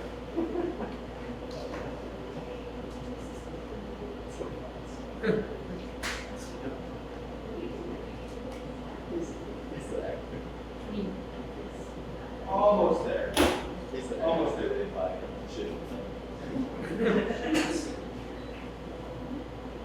Sarah, she's like such a slave driver, huh? Check the custards. Check them now. All right, so I'm just got a little bit of butter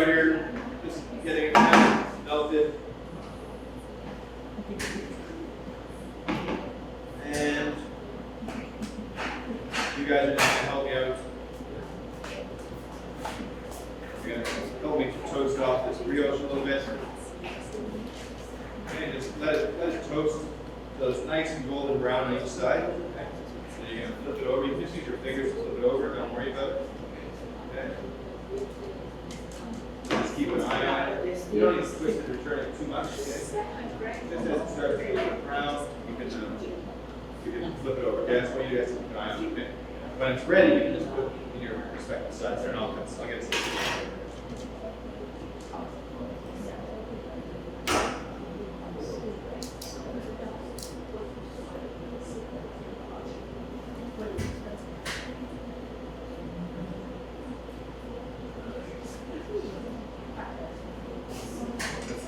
So as this cools down, I can check to see if bubbles form. And if I'm not getting enough bubbles, I can add a bit more lecithin powder in order to create those bubbles. But it looks pretty good right now.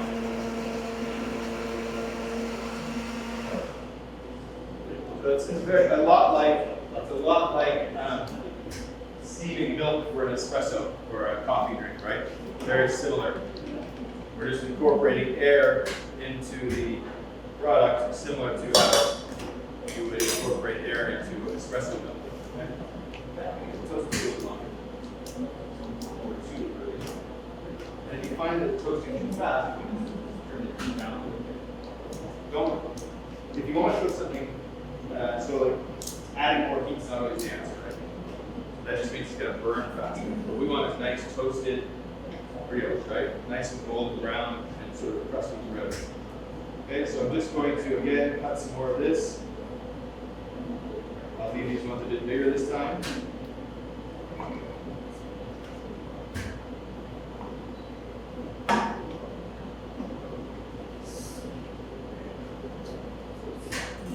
I tend to really enjoy brioche.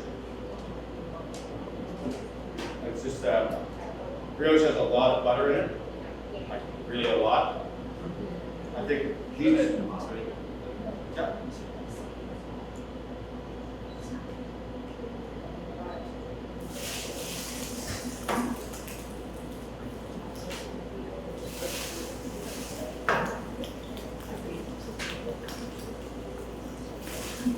These 4 loaves of brioche is about 200 grams of butter, which is quite a lot in terms of bread. So these aren't very big loaves either. Okay.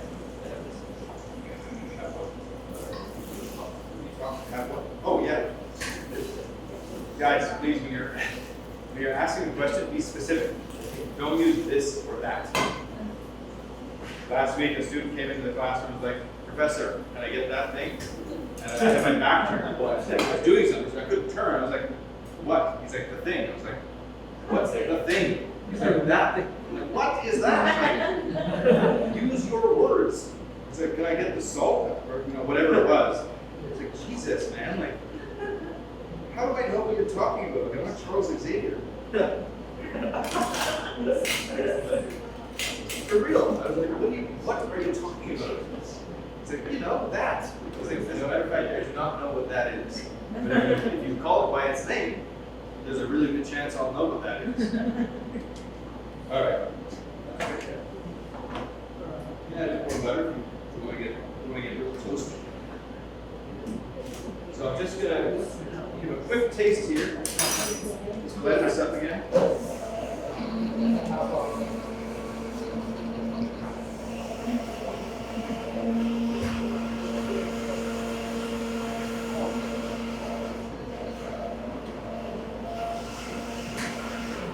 So this is still a little bit too hot, actually.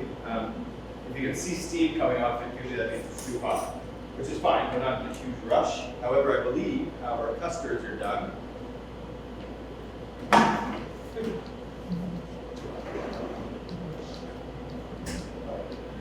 Look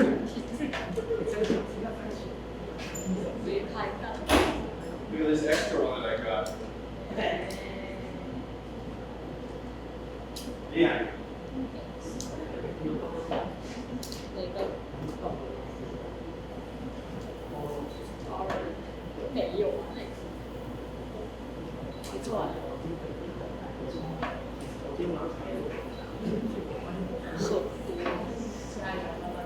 leave that in for another minute or so. The reason that this one is already cooked and the other ones are not, can anyone tell me why? The bowl. What about the bowl? Yeah, this substance, right? Steel conducts heat very quickly. Ceramic dishes, the heat takes a long time to penetrate, right? That's why it's taking a little bit longer. Then what you're left with is like a nice little white foam, okay? I'm going to add a little bit more truffle oil because why not, right? Truffle oil makes things wonderful. When you're cooking with truffle oil as well, it's good not to get it too hot. Okay? You would never fry with truffle oil. Okay? If you do, the Italian nation will descend upon you. You will be murdered. They will end your life. Okay? So just don't do it. It's a waste actually. As soon as you heat truffle oil up to a certain degree, it just kills the taste. Okay, the taste is gone. So now I'm going to grab a tray of our custards.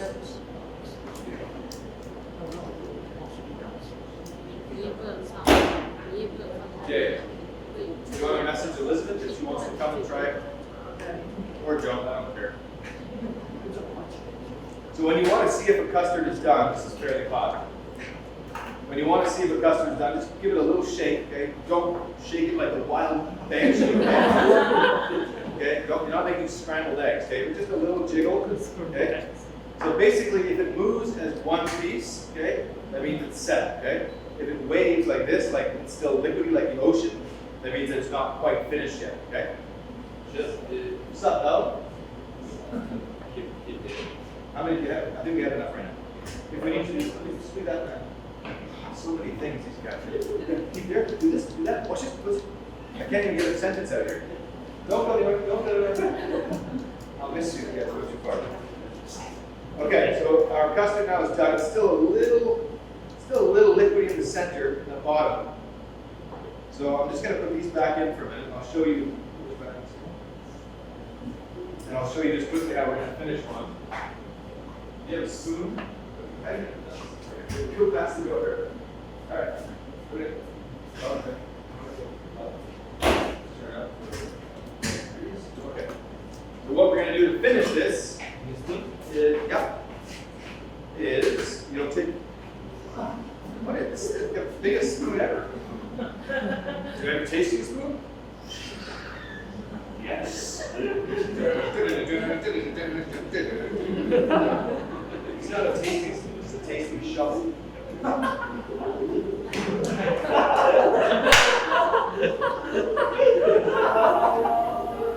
Crossing the Taiwan Straits. It's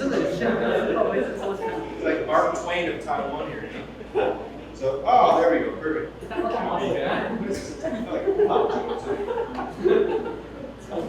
There we go. So we're going to take a little bit of truffle paste, okay?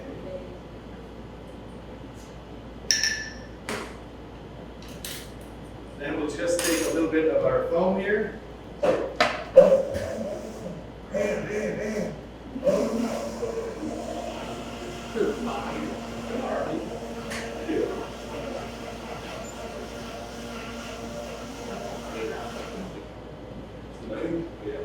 Okay.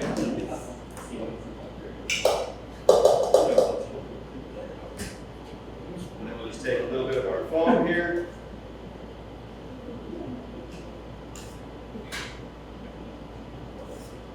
And this is sort of like foie gras and truffle cappuccino, right? And then you would just take a piece of your toast, and you could dip it in, or you could just use your spoon and eat it. So who would like to try that first one? Sarah, do you have a spoon? Okay. Do you have your tasting shovel? So there you go. That can be served as a very nice amuse-bouche. Big for an amuse-bouche, but a starter. So enjoy.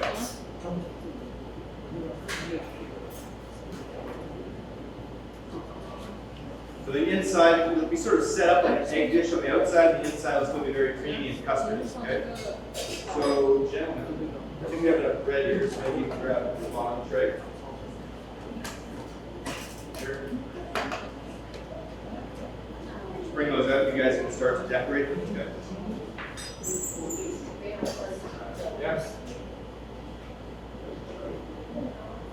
Now I'll keep making this foam here, and then we'll be all good.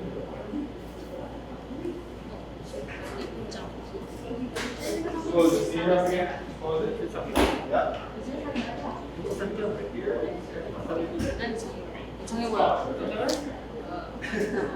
So now you can take off the plastic. Okay. Probably needs to get a little more set up. It's okay. I'm running out of time.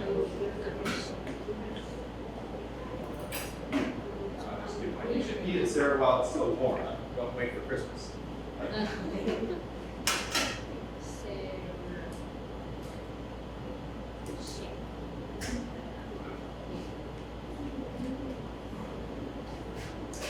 So you can put a little bit of truffle paste on each one.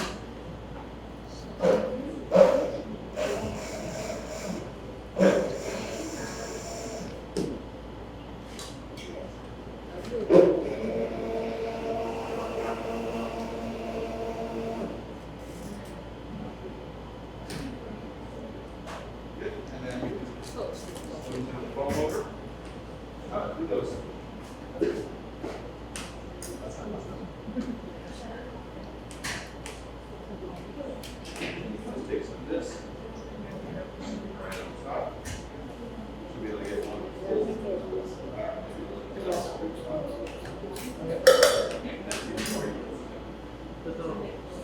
Okay, you guys can come up and grab a custard when they're ready.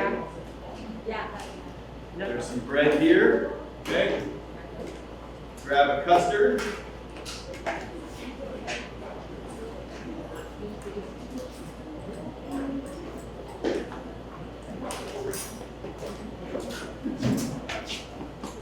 Little brioche, just out of control. Remember, guys, camera, please. Okay, and tilt it on the side.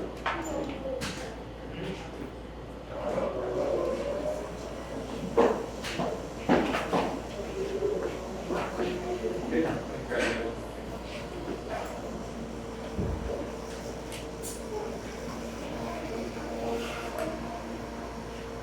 You guys get nice china cups. I got a stainless steel bowl. I'm like a dishwasher. That is warm. Now a little brioche. Look at that.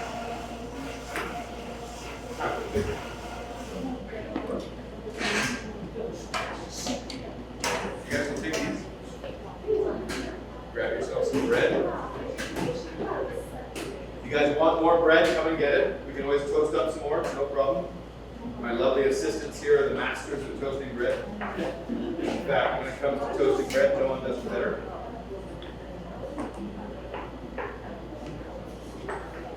We'll start doing these first. Let's do those. Start taking off the plastic. While you guys are waiting, why don't you help me out and start to take off the plastic, please? Okay.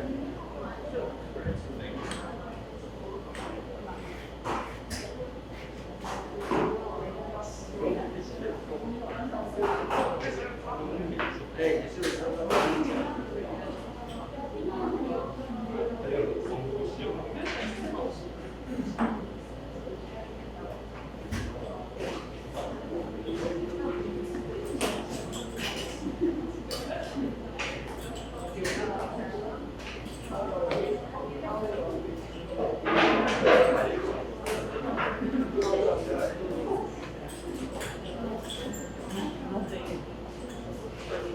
Okay, going?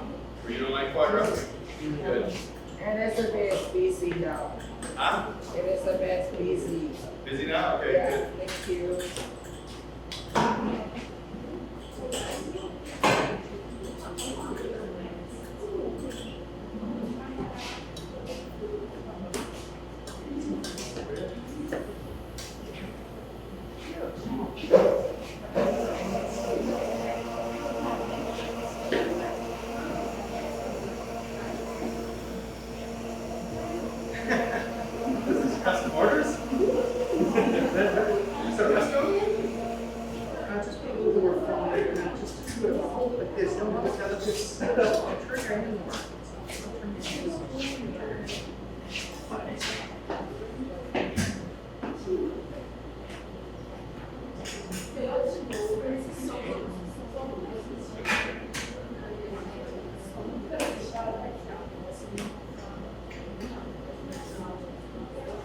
You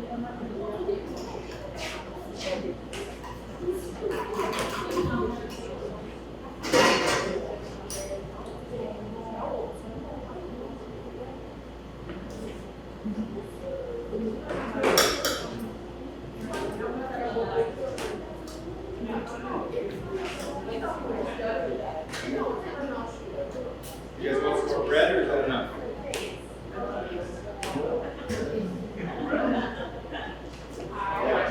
I was asking if you guys want toast or bread or if that's enough, but apparently I think toast.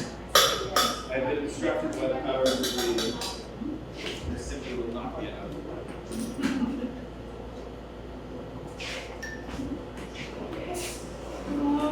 Help yourself, the bread makes it just more and more delicious.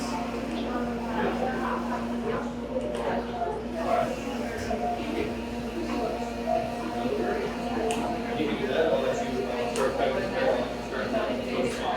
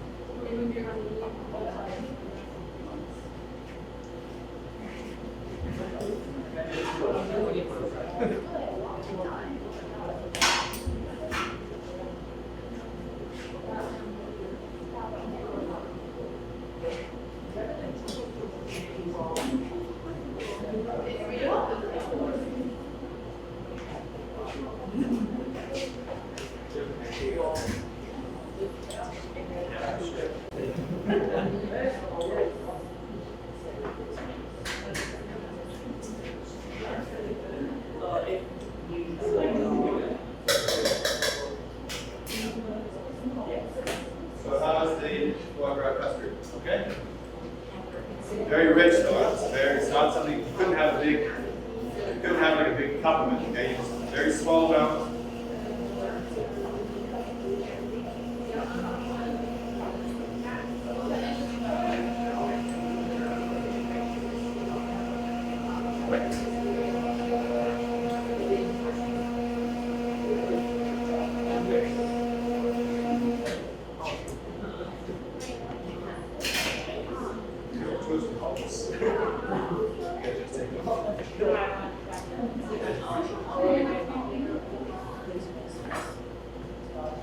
I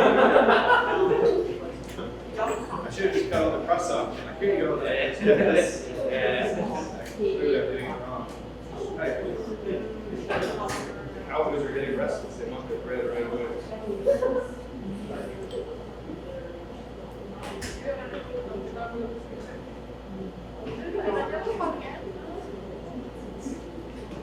Okay, great.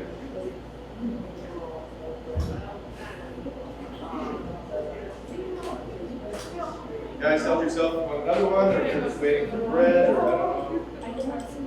We have to clean all these cups out before we go. Huh? They have to be returned, so.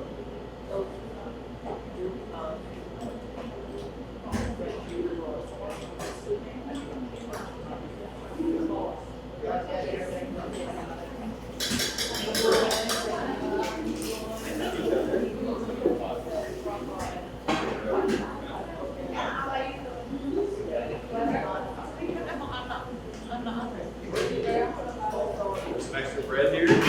I'll do this. You can. I'll watch this over.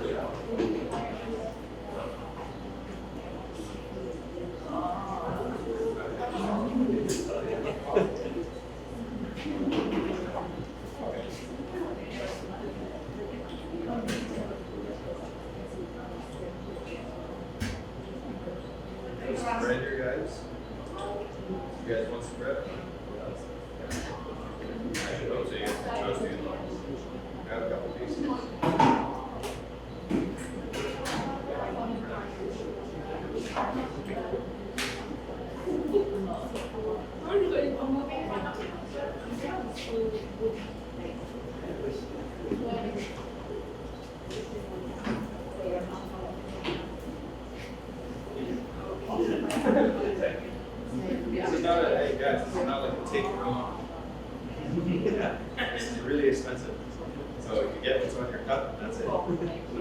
Okay?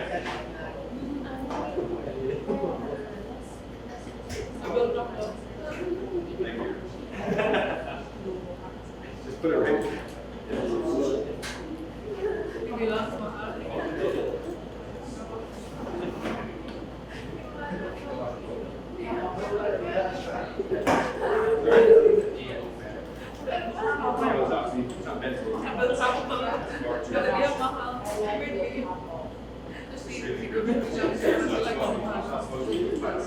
I mean, I can eat myself as well while you're on the Sorry? They're just different. I like both. I like that actually. The truffles in there is nice. Yeah, it's something. You guys want more bread than this? Or should I cut this too? I don't even know why I asked. Yeah, I know. I guess for a year. You like the truffle?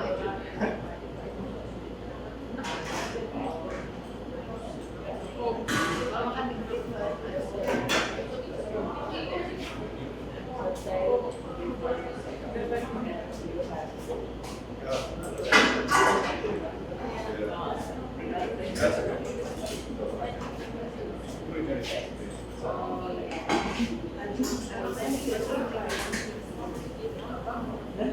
Okay. Oh wait, my sweet, sweet old. Hey, hello.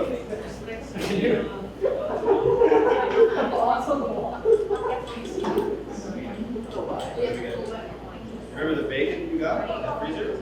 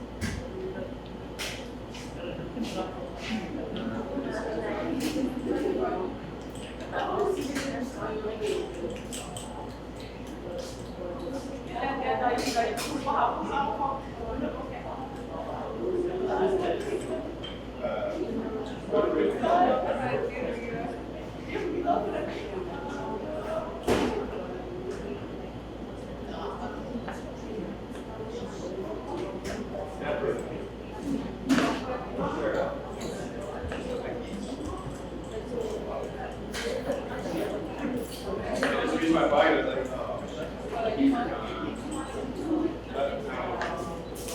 everything's okay.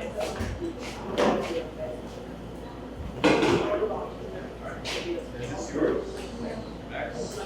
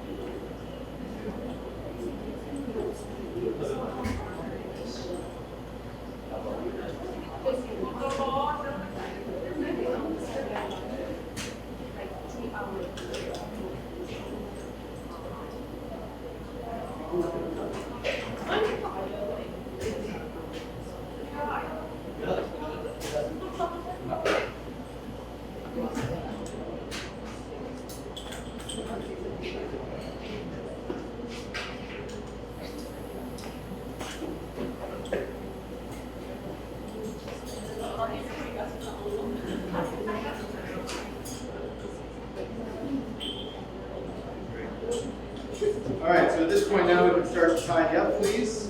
Start to get things put away. Like I said, the country pate, the pate de campagna, won't be ready until about 12:30 or 1 o'clock. So, what time do we go? 10, 12, yeah. So, I'll finish cooking that later today, and then next class we'll have that as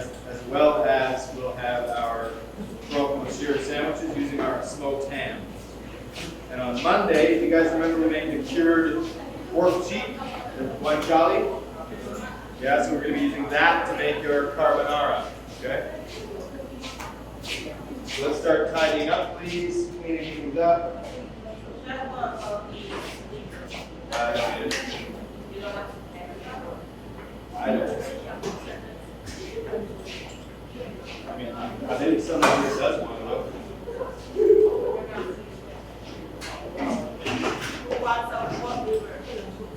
Maybe wants a liver? Oh yeah, for sure. For sure. That's why I was like, somebody wants it. Couldn't remember. But yeah, definitely, there's something to be had. He's gonna have it.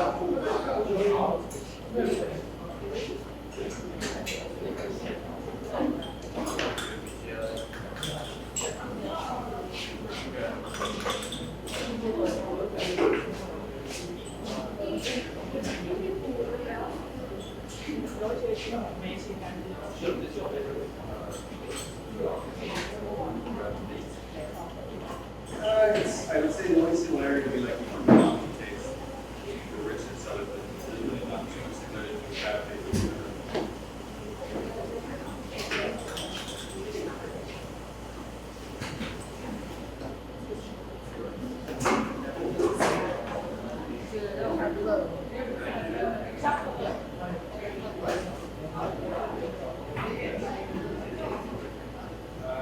I mean, it tastes different because one's fresh, one's not. There's quite a difference, yes. I would say the truffle oil tastes more similar to truffle than truffle paste. I had to pick one of the two. But real truffles, like fresh truffles, are very subtle, the taste.